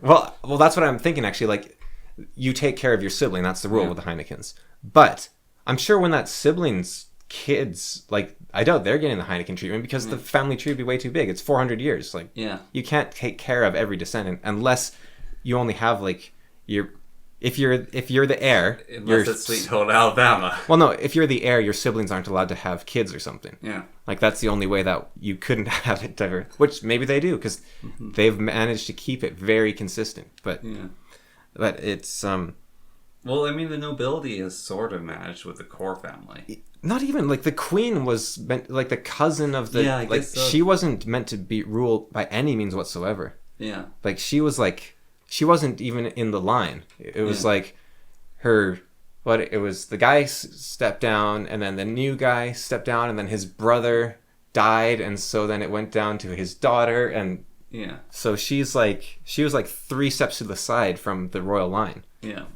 And so like the Habsburgs I think are still around, but they're well, I imagine they've diversified at this point, otherwise they wouldn't be still around. But even them, I think at this point they're probably everywhere, disparately spread about. Yeah. So you get these. Everyone has a background. Yes. Yes. And it is also a shame that white has become used in a. Well, I'm not that white. I like spicy food. It's like, well, come on, man. Like that's. Why has white become the bland, boring, whatever? Well, and that's an American thing again. Well, even then, like the term black and white, like I think those sort of do exist in America. Maybe. I mean, but yeah, people aren't black and white. Yeah. Well, exactly. Well, which is what got Jordan Peterson and Joe Rogan in trouble for saying that exact same thing. Yeah. Well, you look at Africa, and it's huge. Yeah. Everyone is a variant of tan. Yes, well, but not even like the cultural backgrounds. Like you have those people with the neck rings. Yeah. Not everyone's ancestor from Africa had that. That was like 1 or 2 groups. Yeah. And then, so they say there's like hundreds and hundreds of distinct tribes. Like there's more tribes than countries in Europe. Yeah. However, if we go to Europe and codify it, we can't even. So us saying Germany. Yeah. Our families are descendants from the town Treves, which is a city-state. Treves is very different than Hamburg. Yeah. Like people from Treves to Hamburg are going to have very different things that happen to them. And then also within that area is Munster, which you could consider Munster a German town. But it's a city-state. Yeah. Yeah, it's quite different. Now, Treves is a city-state in the fact it's like a part of Germany, but it's a city-state. It's one of those weird 50-50s. Yeah, but black and white, massive simplification. Yeah, exactly. Well, that's even what I go into with like saying from Ireland, from Scotland, all that. But then even we go in there, like the Scottish tribes or clans, they fought each other mercilessly, and they're all very different. Like there's the Duncans, which were a Scottish group. They sailed the seas. They have maps and charts of everywhere. And then you go to the people descendant from the Boer. I can't remember what it was called. And they basically took over Scotland under the help of the English for a while. And so they have their very own different story. And then you go to our ancestry and they all died horribly. And who is the blacks and the whites? Like, what are North Africans? What are Arabians? What are they black or are they white? And then you get, well, they're Middle Easterners and Asians and okay, what about Egyptians? Yeah. Well, they're white Africans. Well, you even go to Asia, and it's a Japanese person is not Chinese. Yeah. And then even in China, there's like... Well, that's debatable. Yeah, but there's like the Han Chinese versus... Japanese people could be Chinese. Yeah. Actually don't remember the names of the other different groups of China, but they're Yeah, well, they did a good job. a lot of different cultures. And then there's Mongolians, and there's actually only about 2 groups of Mongolians, but... well, there's a lot of steppe tribes, and they kept coming in, like the there's a bunch of Scythians steppe and tribes, the Mongolians and the Huns and the other Chinese groups. Yeah. The Han at one point might have been one, like because that's how the Chinese kind of work: is the steppe tribes come and conquer them, and then they take over. And then in India, India actually got divided, didn't it, into ethno-state, kind of. No, into a religion. It was divided by religion. Yeah, because the Sikhs and the Muslims. Yeah, they split apart into Pakistan, India, and Bangladesh. Yeah. Yeah.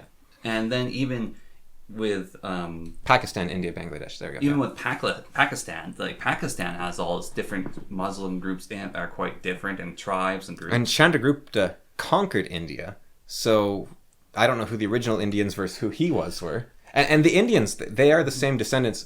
There's this ancient language group, which is the Indo-European language group, because everyone kind of lived between India and Europe. They lived between there, but the languages all share a root from that region. Yeah. And then you can even bounce back up to France, and a countryside person is going to be nothing like a Parisian. Yeah. Like, Parisians are so different. Like, not even talking about, like, going back in time history of, like, oh, there's these clans. Like, a Parisian is a completely different person than someone in the north of France.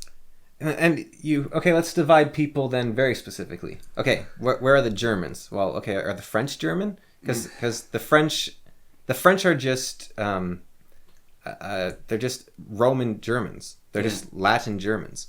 Yeah. So they were conquered by Caesar, and then they sort of adapted that into their... Yeah, and then the Franks made everyone either join Christianity or get killed.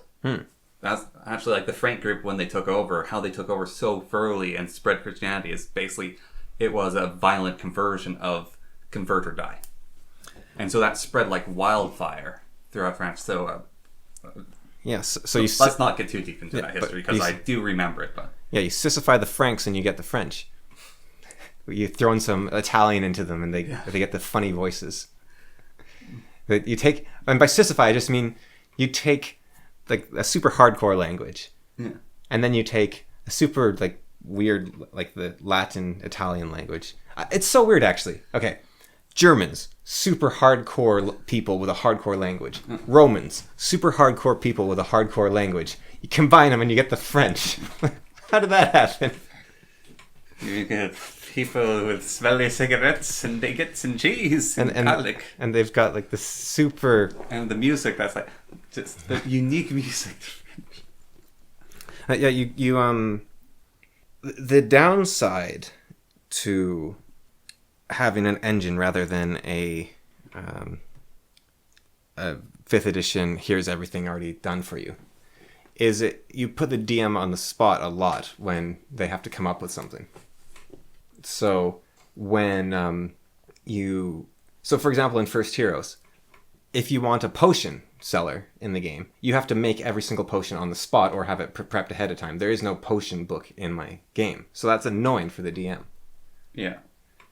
You seem lost. You just very quickly about face back into what we were talking about before. It's like I didn't about face. Well, it's like, so I'm currently learning a software, right, that has cells in it, and so you click open a cell, and you can click down, you can open up a new cell. And I was closing the parentheses. Yes, and I feel like our conversation is like a cell spreadsheet of you, like... Yeah, because I wasn't done with that thing, and there was a little tangent we had to resolve, and then we resolved it, so I closed the bracket, and I continued the sentence. It's a little jarring. Just imagine parentheses around both ends, it's fine. Conversations don't work like that. Well, then I have to cut off the tangent, and we don't want that, do we? Because that's all we do. So, continue on then. So the reason that you have 2nd edition added everything in was because it's much easier on the GM's end to not have to make up new spells and new potions and new items.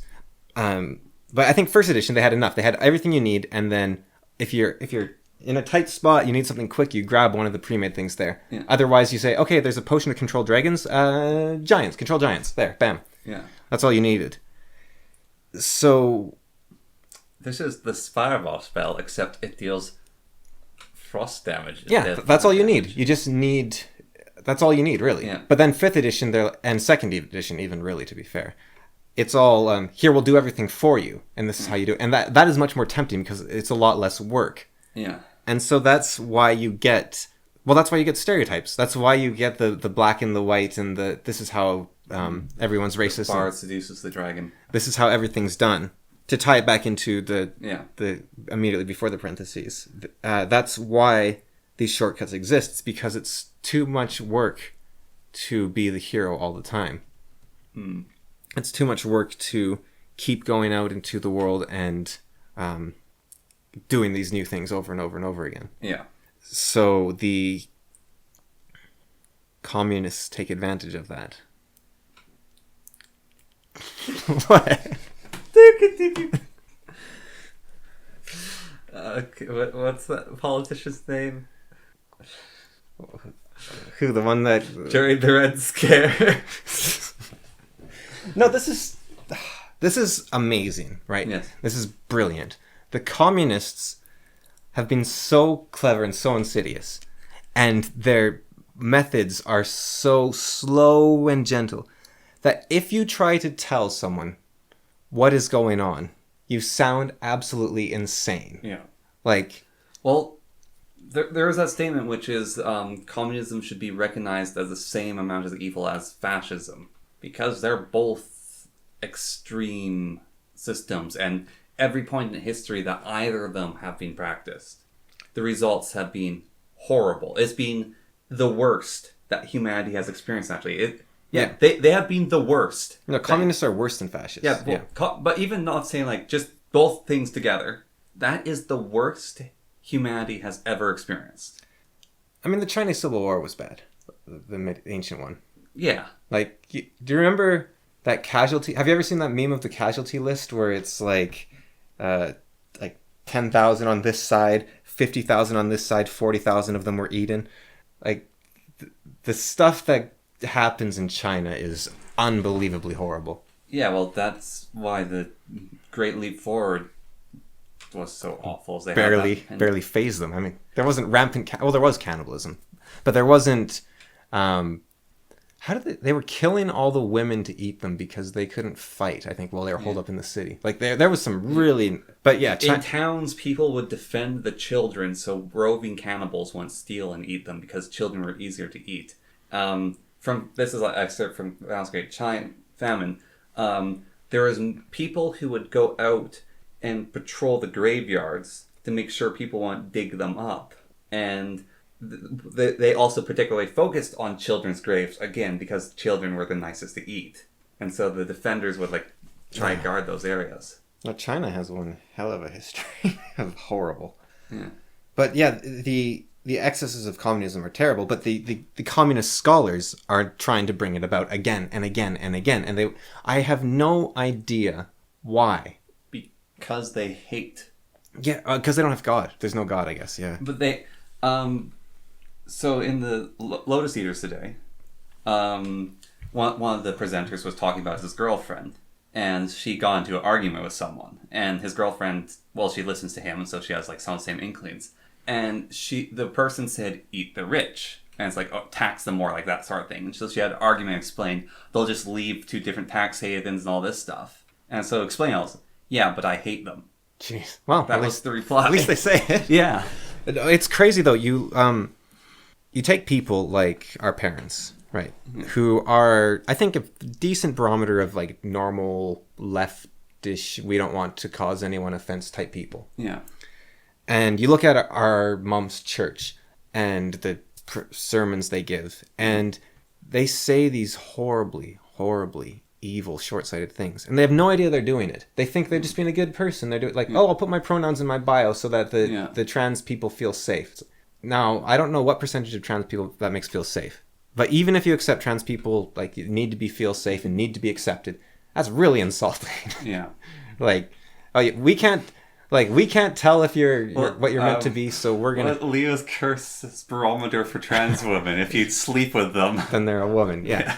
I it's better than what we have right now. I honestly agree with not. Can we elect him to the Ministry of Transness? I think, but his barometer, it doesn't have. That's the joke one, but it's he said you have to do more than half the work. Yes. He's I can use my imagination, but you have to do more than half the work for me. That's that's the funny thing about Leo is he's actually liberal. Yeah. Well, it makes him a good balance when he's on. A lot of the Lotus Eater fans don't like him. Yeah. And I'm really glad they have him because he keeps he's the outer boundary, right? You have the new guy Connor, who's like their farthest right guy, I think. He's the same age as me. Really? Yeah. He looks younger. Yeah. But, Well, I need to shave. I mean, you've got gray in your beard, or that's the light. I don't know. But It's blonde. My beard's blonde. oh, okay. Well, that's weird. So you have the new guy Connor, who's like this devout Catholic-seeming guy. Yeah. He's a little.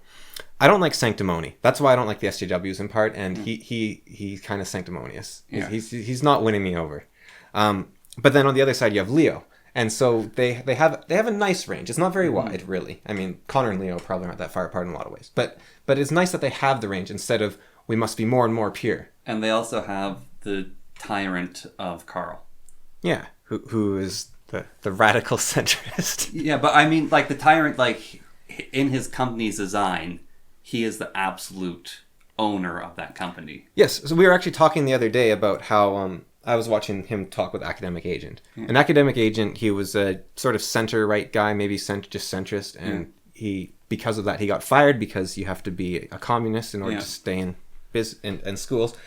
And he's been going more and more right, where he now talks about Jewish sectional interests, and the thing is, right, I say, oh, it seems so crazy you can't tell a normal person. That's exactly what the Jewish sectional interest types think as well. It's like, well, look, if you just looked at the information, then the Jews, they are helping each other get into these positions of power, and they're doing, and so it's the exact same thing. Yeah. And they're like, I'm just more red-pilled than you, and then you get to Jared Taylor, where he's like, well, look, people are obviously happier with people of their own race. I don't hate black people. I don't hate Indians. I want them to have their own country, and I want white people to have their own country. And I want to go visit there because it's lovely. Yeah, and so you think, oh, well, that's nice, and you're like, well, he's really smart, and so you get into that more and more. Yeah. And then you realize this is exactly the same thing the SJWs are saying, which is you need to segregate people because the race is all that matters. Yeah. It's like, why should your skin color determine your interests? Mm-hmm. And maybe it does, and that's just the way the world is, and it's unfair. But obviously that's not true because not all people are the same. And so the only way to enforce your world is to restrict freedom. Because what you should have in that mindset then is, okay, let's say all Africans like sports way more than everyone else in the world. So they should have their own country because then they can enjoy sports more. And you're like, because that is the African interest is sports. And then the Asians, they like intelligence. So they should have their own Asian intelligence country. Right. So you could see, that's sort of where this leads, right? You have this idea of people have their own interests and they're much happier when they're with people of their own interests. All right. What about the Asian sports star that hates living in, is he allowed to go to the African country and say, hey, can I be in the sports country? Because I don't like the intelligence country. Yeah. And then the smart African guy, he's like, or not even the smart African guy, because they can still be smart, but the African guy that prefers intelligence exercises says, well, can I go and live in the Asian country then? Yeah. And it's like, okay, well, yeah, that makes sense because you can have that makes sense. Yeah, sure. And Jared Taylor might agree with this even. Like, sure, the African guy that likes intelligence can go to Asia. The Asian guy that likes sports can go to Africa. Sure, that makes sense. And then you say, okay, but there's more interest than just one for each country because the Africans, they might like sports and they might like hunting and they like Africa's famous for its music, right? That's where blues came from and rap. Okay, so Africa has music, but Ireland also really has music. So it's very complicated, but you have all these very complicated cultures of a lot of things that they prefer the most. And you can have a person come in and they can join even if they're from that other culture. If they prefer your culture, they can come in, sure. And then you say, okay, well, that's what we already have. Mm-hmm. And now what you want to do is section people off in a way that you can only do in an authoritarian manner. Because when you gave people freedom, this is what they chose. Yeah. And so you need to enforce these boundaries then. And now what you can say is, I want tighter border control so that our culture can actually thrive. And then, you have an argument. Mm-hmm. But what you have instead is all black people are the same. If you don't, you're an Uncle Tom. It's the exact same thing the SJWs say. And I think... And also with Jared Taylor, he's an American. Yeah. Okay, so who gets America? Yeah. Whose country is it? I think it's the First Nations, if anyone's. Yeah. So go away. There's also the motivation via hatred does play into a lot of this as well, because they coat their ideals. I don't think Jared Taylor's a hateful guy. He seems like a really nice guy. Yeah, but I'm saying, like, a lot of cases with people is hatred. Well, it's really interesting. You see all these people, they have these arguments that they sound bad. Yeah. But, like, on the surface, like, oh, that's racist. But then you listen to it, you're like, okay, that makes sense, actually. And you're like, okay, that makes sense. I can see where they're coming from. But it turns out they just made that argument because they were racist, and you're like, come on, man. Yeah. I don't think Jared Taylor is actually like that. Like, he seems like a really sweet... Like, I've showed you videos of him. Yeah. He seems like this really sweet grandfatherly guy. He was just a massive racist. Well, but the thing is, okay, that's not even... Racist has such a negative connotation. Maybe I shouldn't use it for him, just to dismiss him outright. He is a massive racist, but he's not hateful towards other races. And maybe racism should only be used in the negative sense. Yeah. But he thinks all black people, all white people, they have all the same interests. Mm-hmm. And if you put me with a bunch of French people, I'm not going to be happy. And I'm not... Like, what I mean by that is you can't combine the French culture with my culture and have us get along just because we have the same skin color. They have a very different culture. And the other thing is, how do you divide people up? And do you start, like, because we already talked, we had that huge long tangent about, okay, then where do you draw the lines of your racial states, Jared Taylor? Like, what country goes to who? Is it just skin color? Okay, then what color is like an Italian and so on and so on and so on. I mean, even with that, we might get separated with different shades that we're at. And, like, where do the albinos go? And, like, the Michael Jacksons, the people with vitiligo or whatever it's called. It's actually fading now, but my finger lost pigment. I guess it's not fading, it's coming back. But I had lost pigment in part of my hand. So, yeah, academic agent, he's drifting further and further from sensibility. People might say to the right, but I really don't think the right-left it makes any sense at this point. So even on that, so you're saying he's talking about this is why I have the parentheses. Yeah, well, so the Jewish conspiracy theory. Yeah. What do you want to do about it? Well, you're saying that that's very right. However, I feel like someone could be more right-wing than him. Yeah. And not believe in Well, Jewish no, I'm saying it's not right-wing. That's my point, sort of, is that...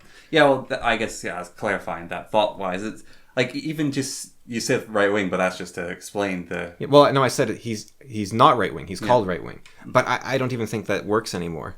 Because the right and left model has become so... I was talking to a friend of ours, and he was saying, like, I don't get right-wing, I'm much more left-wing. And this is a tricky thing when you're put on the spot, and you don't want to just say something that sounds insane and drive people away. But so you want to be able to ease into something to explain something. So I didn't say anything at all, which I'm kind of... it's unfortunate I didn't. But what he said to me was, it's just like there's no racist people on the left wing. They're all right wing. And if I had had the presence of mind, because this was one of those spirit of the stairs things, like a moment later I was like, this was after he left, because it was like in passing. Spirit of the stairs, that's good. It's a French saying, but he was saying... like he said this just as he was leaving our house, basically. So he left, and so I was thinking just after that moment, like, there's so many more left-wing racists than right-wing racists. So are charismatic people who just get the spirit of the stairs before the person's left? They just maybe to an extent. I think also less fear. You speak, because here's the thing about it: if you speak instantly and don't worry about the results, you're going to drive a lot of people away. But the people that stay are going to think, wow, this guy's cool. He just says it, and bam. So I think there's an aspect of that to it as well. Yeah.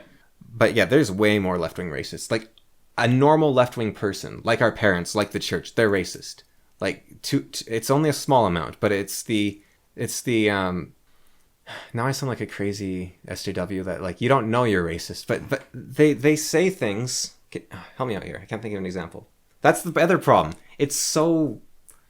nebulous? Yeah, and when you say it like that, you wonder, wait, am I the crazy one? I think this all the time. Like, am I the crazy one? And then I watch a video by one of these leftists, and I'm like, no, I'm not. It's just... What is one of these things they say? Well, so the other... Like, we are on the grounds of the First Nation people here. Well, the other day, this isn't race-related, but... like, it's okay for jobs to only allow First Nation applicants. One of the things that I came across is we were talking about house designs. And so you're not allowed to live in a crawl space. So crawl spaces are under 4 feet tall. And there's... can I change my statement quickly? They're not racist. Yeah. They say racist things. Okay, yeah. Different. Very different. So crawl spaces under 4 feet tall. I saw a video of a woman with dwarfism, and her house was in miniature. And her son brought another person with dwarfism over to visit. And he's like, oh, this house is amazing. I can actually reach stuff. And then the son's doesn't have dwarfism, and so he's just like bending over to do anything. But I made points. So, what if a midget like lived in crawl space? Yeah. And our mother said, "You're not allowed to say midget." Yeah. Well, that's not racist. That's just weird, right? Like, Yeah. Like, they're fostering a divide. Okay, that's the thing. I found a book of our mums when I was 12 or something, and it talked about how black people and white people were different and how there's racism. And I had never, up to that point, even realized people cared about skin color. It was more like you don't see people going crazy about hair color, right? Like, except to the extent that blonde people are insulted. That's basically it. Like, it's dumb blonde. Well, no, also gingers. Oh yeah, gingers don't have souls. Yeah, or they're crazy. Yeah. So you have the dumb blonde, you have the ginger, but that's basically it. Yeah. I mean, and the weird thing is, those are the two rarest hair colors. Yeah. So you're insulting the minority. Yeah. Like, red hair is the rarest by far, but then blonde is also fairly rare. And so you're insulting these minorities, which is interesting. But it's still, like, nobody cares. Like, dumb blonde jokes never hurt me, never. The ginger one might hurt a bit more, because that is actually pretty harsh, but this book was it was meant to be this book that's to stop racism, and it's the first time I ever saw, like, wait, I should be treating black people differently? What? Mm-hmm. So they this is why the intellectuals on the left say things like there's systemic racism, because you are not given any scenario they would not behave in a racist manner, yet they perpetuate the things that allow racism to continue. And you go, well, that's not a fair accusation to level on anyone. So now I'm wondering if I should retract my statement. But they keep fostering worldviews that widen divides. So I don't know what to say about that. Maybe not that it's racist, but that it's divisive. Maybe it's destabilizing society. Maybe that's it.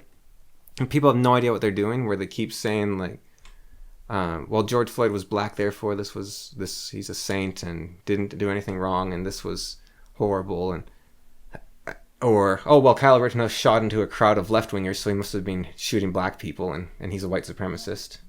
I mean, he only hit offenders and criminals. And they were all white, yeah. Yeah. Yeah, but the skin color is immaterial, but the fact that the Antifa were all criminals is... Well, criminals and about 70% pedophiles. Yeah, which is saying something. I mean, weird logic. But if he was just shooting into a crowd, willy-nilly at random, because he was acquitted on self-defense. But if he was randomly shooting into a crowd, and he only managed to hit criminals, what does that say about the crowd? Like, if you go with the logic... that's exactly it, yeah. No. Yeah, if you go with the logic that he was randomly shooting into a crowd, but he was defending himself, and so it actually makes more sense. The most aggressive people were the ones he shot. Yeah. And that makes sense. So, Jews do control a lot of positions of power. They tend to be high up in the media, high up in business, high up in governments, and they do very well. And a lot of Jews are very wealthy. Not all Jews. That's the thing. If you look, a lot of Jews are going to be average, but it's the extremes are only going to contain the tiny percent that is slightly better than the other tiny percent. So that's mostly Jews. And so you can say, well, what do we do about all these Jews? But here's the thing. What about this? What are the Jews doing so right that we need to copy? Yeah. Like, man, they're doing something right. Or maybe they do have some sort of horrible, evil conspiracy. Okay, then let's say, how do we prevent people from conspiring to take over the governments and whatnot? It doesn't have to be the Jews, because not all Jews are part of this conspiracy. So again, you don't need to make the Jews the target. Speaking of conspiracies, you know the Mason built the lodge nearby. So a massive... Can I continue with my academic agent? Yes, so this is why I get the parentheses, Connor. Yes. So the academic agent is going down this path, and he says he'll ban anyone that's on Sitch and Adam because Sitch is a Jew who isn't answering about the Jewish question. But then Sargon keeps going on to both of them, and he doesn't do anything. So he doesn't have any principles apparently there. And you think, wow, what a pathetic person academic agent is. But remember, pathetic means pathos, which means someone who is worthy of your care, someone who is worthy of your pity. Yeah. And I think that's what Sargon has done, where Sargon doesn't abandon people. And so he's going onto this guy's show, and he's talking to him, and he's not afraid to challenge him on things. I pointed out the example where the guy was saying something about how everyone is just all these liberals doing this and liberals doing this. We need to go back to traditionalism. And Sargon said, we're British. liberalism is our tradition. Yeah. And he's like, well, not everyone. No, that is literally us. We invented liberalism and it's our tradition. And so he is pushing back. And that's the thing. If you abandon, he was abandoned by the school and that pushed him further into the extreme. And if everyone pushes him away again, like Sargon and whatnot, then he'll go to the people that accept him further and further. Like the Jewish sectional interest group people, they would love to have an intelligent academician on their side. That one government group in the UK. No. The people that are saying the Jews are everywhere, they'd love to have them on their side. Yeah, they're that one group of the British government. What are you talking about? They're constantly getting in trouble for being anti-Semitic. Oh, the Labour Party. Yeah. Not just everyone. Like he's getting pushed further and further away. And if you've abandoned these people, that's what will happen. So, weird. But the sure, the Masons. Let's go on then. Tell me about the Masons. So, there's a massive trailer outside the Mason Lodge that's right near where we live. And it's huge, covered in all sorts of supplies and metal and wood and like active construction stuff. Then the day that all those supplies vanished, there's a huge amount of pickup trucks around the Mason's Lodge. But these pickup trucks weren't working man pickup trucks. They were all like clean on the sides, like they'd been washed. They had the dirt from driving around. And all these supplies were gone, and so it was a Masons meeting, because that's what they drive, is nice trucks, so they don't have big trucks. And so, where did all the supplies go that were next to the Mason Hall? Why did they disappear right after the meeting? So, the trucks arrived, and then the supplies disappeared. The same day that the trucks were there, when I was walking by, the supplies were gone. They'd just been hanging out there for a while. Well, the supplies went in the trucks then, right? No, the trucks were empty. They're like just pickup trucks. Oh.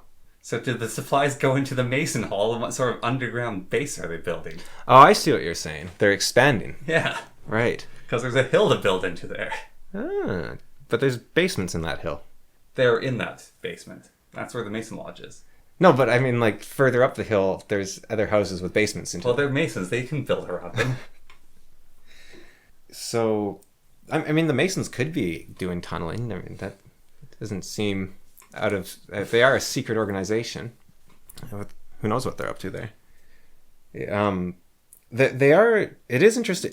During World War II, when Hitler was rounding up all the Jews, there wasn't only Jews he rounded up. Like, there was homosexuals and Masons. Oh. They're one of the groups they rounded up. And Managed to catch them? apparently, yeah. It is kind of strange that he went for the Masons. It could be because they had such a strong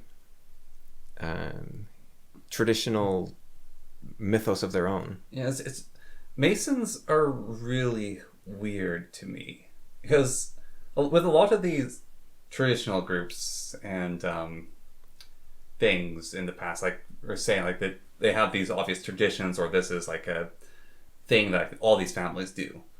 So I have a friend who's a Mason, and was talking to about lodges, and at one point he said to me, "Yeah, I could probably take you into the Mason Lodge, and you could talk with people, and if you're willing, like we could probably like integrate you into it if that was a thing." I mean, he's like doing it in a passing joke, but he was also explaining at the same time that like you can just join them if you know someone who's in it. And it takes a while for them to build trust with you, but you can like basically just go into it. But it sounds like a cult, however, Masons... It kind of is a cult. Yeah. Depends what you call a cult, I guess. But they are mystery. They're very similar to the other mysteries. Yeah, but it's just so weird. It's like how casual he is about it, and like he is a Mason, but he's sort of like you know how someone's like, "Oh yeah, I'm a Christian," and like they just go to like the Christmas pageant once a year and like will attend funerals and marriages. That's like the sort of Mason he is. So yeah, because they have different degrees. Yeah. So I guess he's a fairly low tier type Mason. Well, I think he's actually like his family and him are actually quite high in it because like they're all really high go-getter community people. What concerns me about the Masons, well, maybe not the Masons as much, but the Rosencreuz, which are the most secretive society that is known about in some ways, is there's a lot of Rosencreuz organizations you can join, but none of them are the original. The original disappeared, and that I mean, they might still be around, and so it's almost sad the ones that started up later in a way, right? Because they're just imitating the past of this glorious secret society, and oh yeah, you can join us. You like the Golden Order of the Hermetic Dawn. That was another group that you could just sort of join, and then they died out, and now they're back.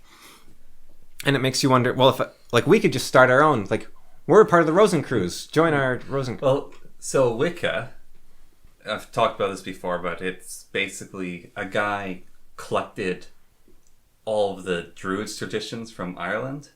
Kind of. It's made up. Yeah, it's made up. I explained that to... I was talking to a friend about that. It's like, yep, yeah, I know all this. And they're a Wiccan? Yep. Yeah. I have a friend who's a Wiccan, and they actually, like, wear the pentacle and stuff. They stopped wearing it because it made some people uncomfortable. He claimed to interview, like, the wild witch women of England or something, but they never existed. He just made the whole thing up. Yeah, it is based off Druidic traditions, though. Yes, but he made it. There was no women in the woods that were doing the magic. It's like, there might be women in the woods doing magic, but he didn't see them. Yeah. And he just based it on all of that. Just made me think of Terry Pratchett's things. Like people go out to look for witches in the woods so they can see young women dancing in the moonlight. And then they're disappointed when it's not like that. Oh, so on the... Yeah, so with the... this constant... This is where I want to tie the D&D to society. Yeah. And then we'll wrap it because my voice is dying. Yeah, but, and we need to walk a dog. Yeah.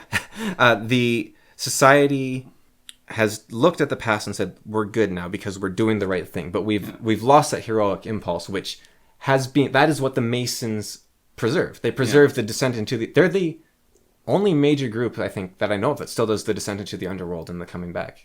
I think they're the... Like, you've read Going Postal, right? That's based on the Masonic rituals, that thing where you put your finger in the letterbox slot and get attacked by the dogs. And So that's based on the Masonic rituals. It's the death into life.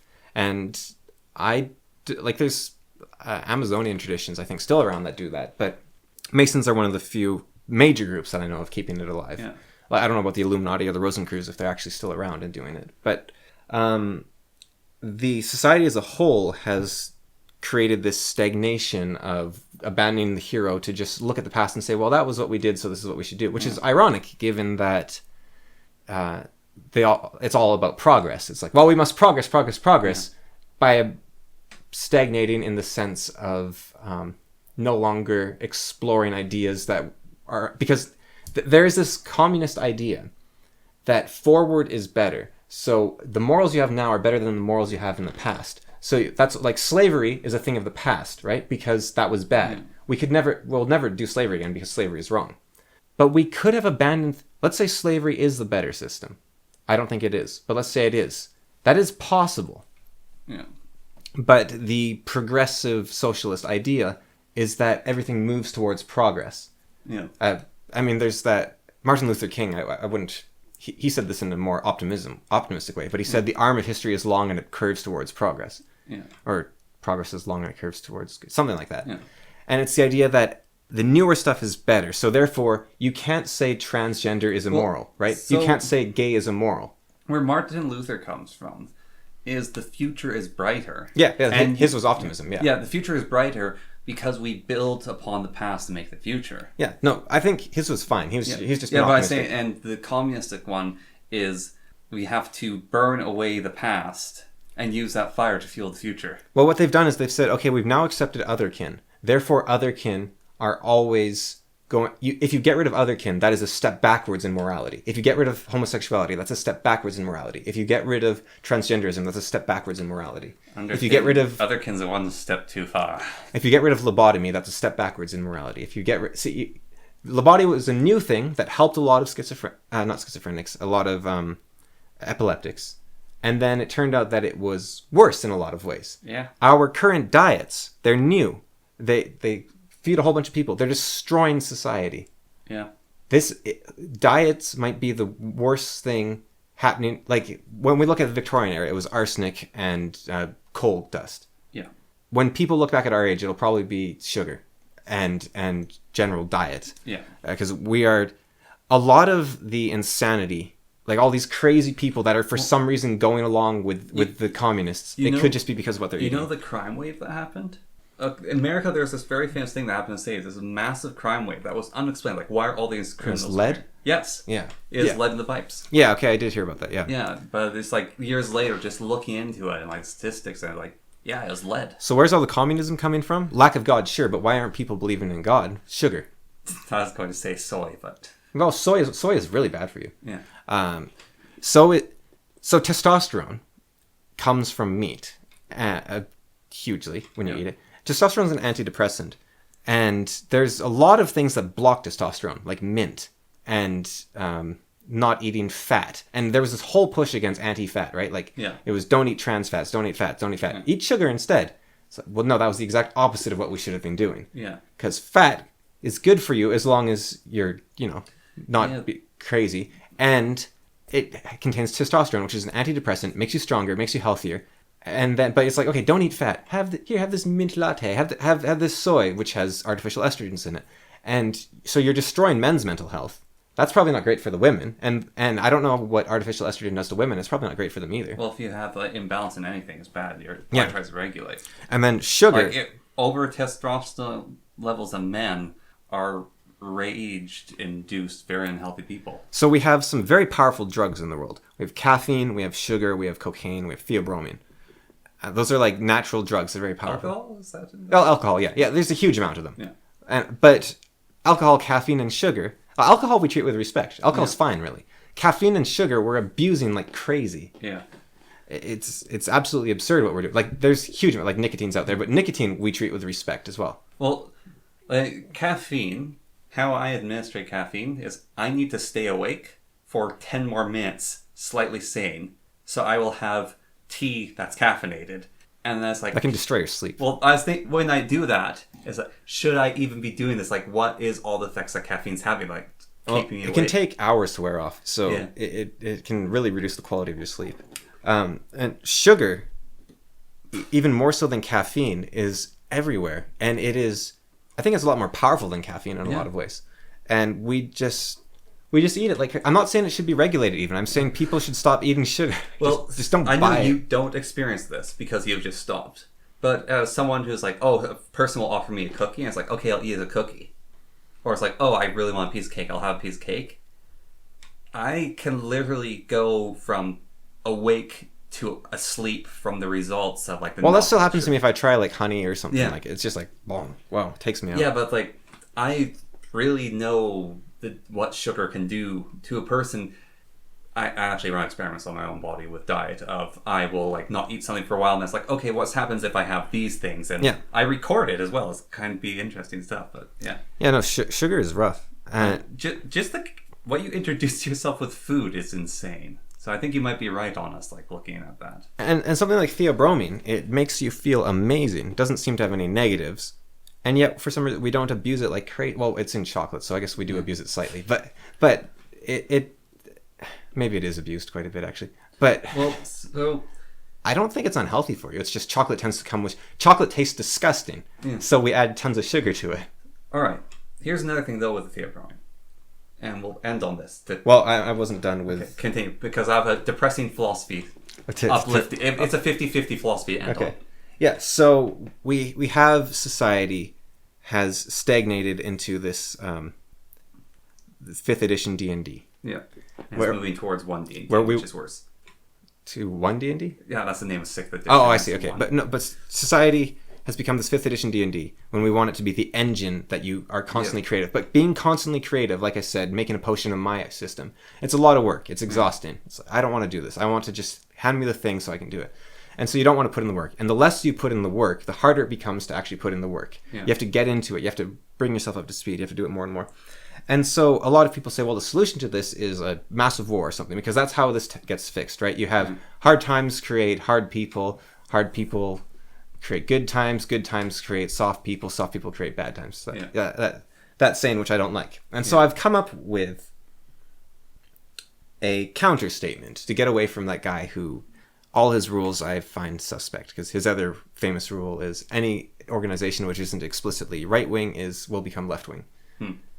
Which depends on your definition, because I guess if you say we're going to allow room for progress, then we will become left-wing in that sense. But if you don't have progress, the group will die. Yeah. So I disagree. But hard times are good times. If you engage with them and do not shy away, you will be strong. Yeah. So that is my solution to that cycle, which I don't like. Yeah. Which is that hard times are good times. If you engage with them and do not shy away, you will be strong. Yeah. Because it is the constant engagement with the difficult that makes you able to do it over and over again and become better and better at it. And that is what improves and is the generative property of society. Yeah. That is the... Ew. Generative mythology is so disgusting. Like, what they're saying is this is the seed of creation, but the way they represent it, they're like, well, what has a seed of creation? It's like, well, sperm, so we'll just have the guy like have sex with the river, and that'll show that, or like pee into his mouth. And all right, so mythology. You know the sort of meme thing of you could have the anime waifu and she loves you, or you could have the tank. Okay. So it's sort of far like there's these two different options. Right. And there's a whole bunch of counter things like it's not real or whatever. But so in the thought of the why don't people take that drug, and even to yours. So I give you an option, right? So I can give you a button. And you press this button and it gives you pleasure or makes you happy. Like it just makes you feel good. You feel warm and fuzzy when you press it. And there's no downsides, no downsides, and you don't lose the high. Like it doesn't burn out your synapses. Yeah. So I can give you that button, or I can give you your soulmate. Yeah. Like this is the person you will fall in love with, and they're like your soulmate. Yeah. Well, they're pretty obvious, right? Yeah. Yeah, soulmate. Yeah. So this person's your soulmate. Yeah. So you can have that button, or you can have your soulmate. Yeah. Yeah. What do you choose? Well, I said it's pretty obvious. The soulmate is obvious. Yeah. Yeah. And so taking that drug, bromate, like no side effects though, is pressing that button. Yeah, I guess in a sense. But people also eat a lot of chocolate. Yeah, and that's also hollow. Literally sometimes. It's... Have you seen the... You gotta like bite off the rabbit's head and fill it with whipped cream. So that's a famous philosophical experiment, right? The pleasure box that fulfills every need and desire you could ever want. Yeah. And have you seen the Saturday morning breakfast cereal where he says, well, I of course... He says what the author of the experiment says, which is, I of course would abstain from that because even though it gives you everything you want and makes you feel fulfilled in every way, it is not reality, and reality is the most precious thing of all. Yeah.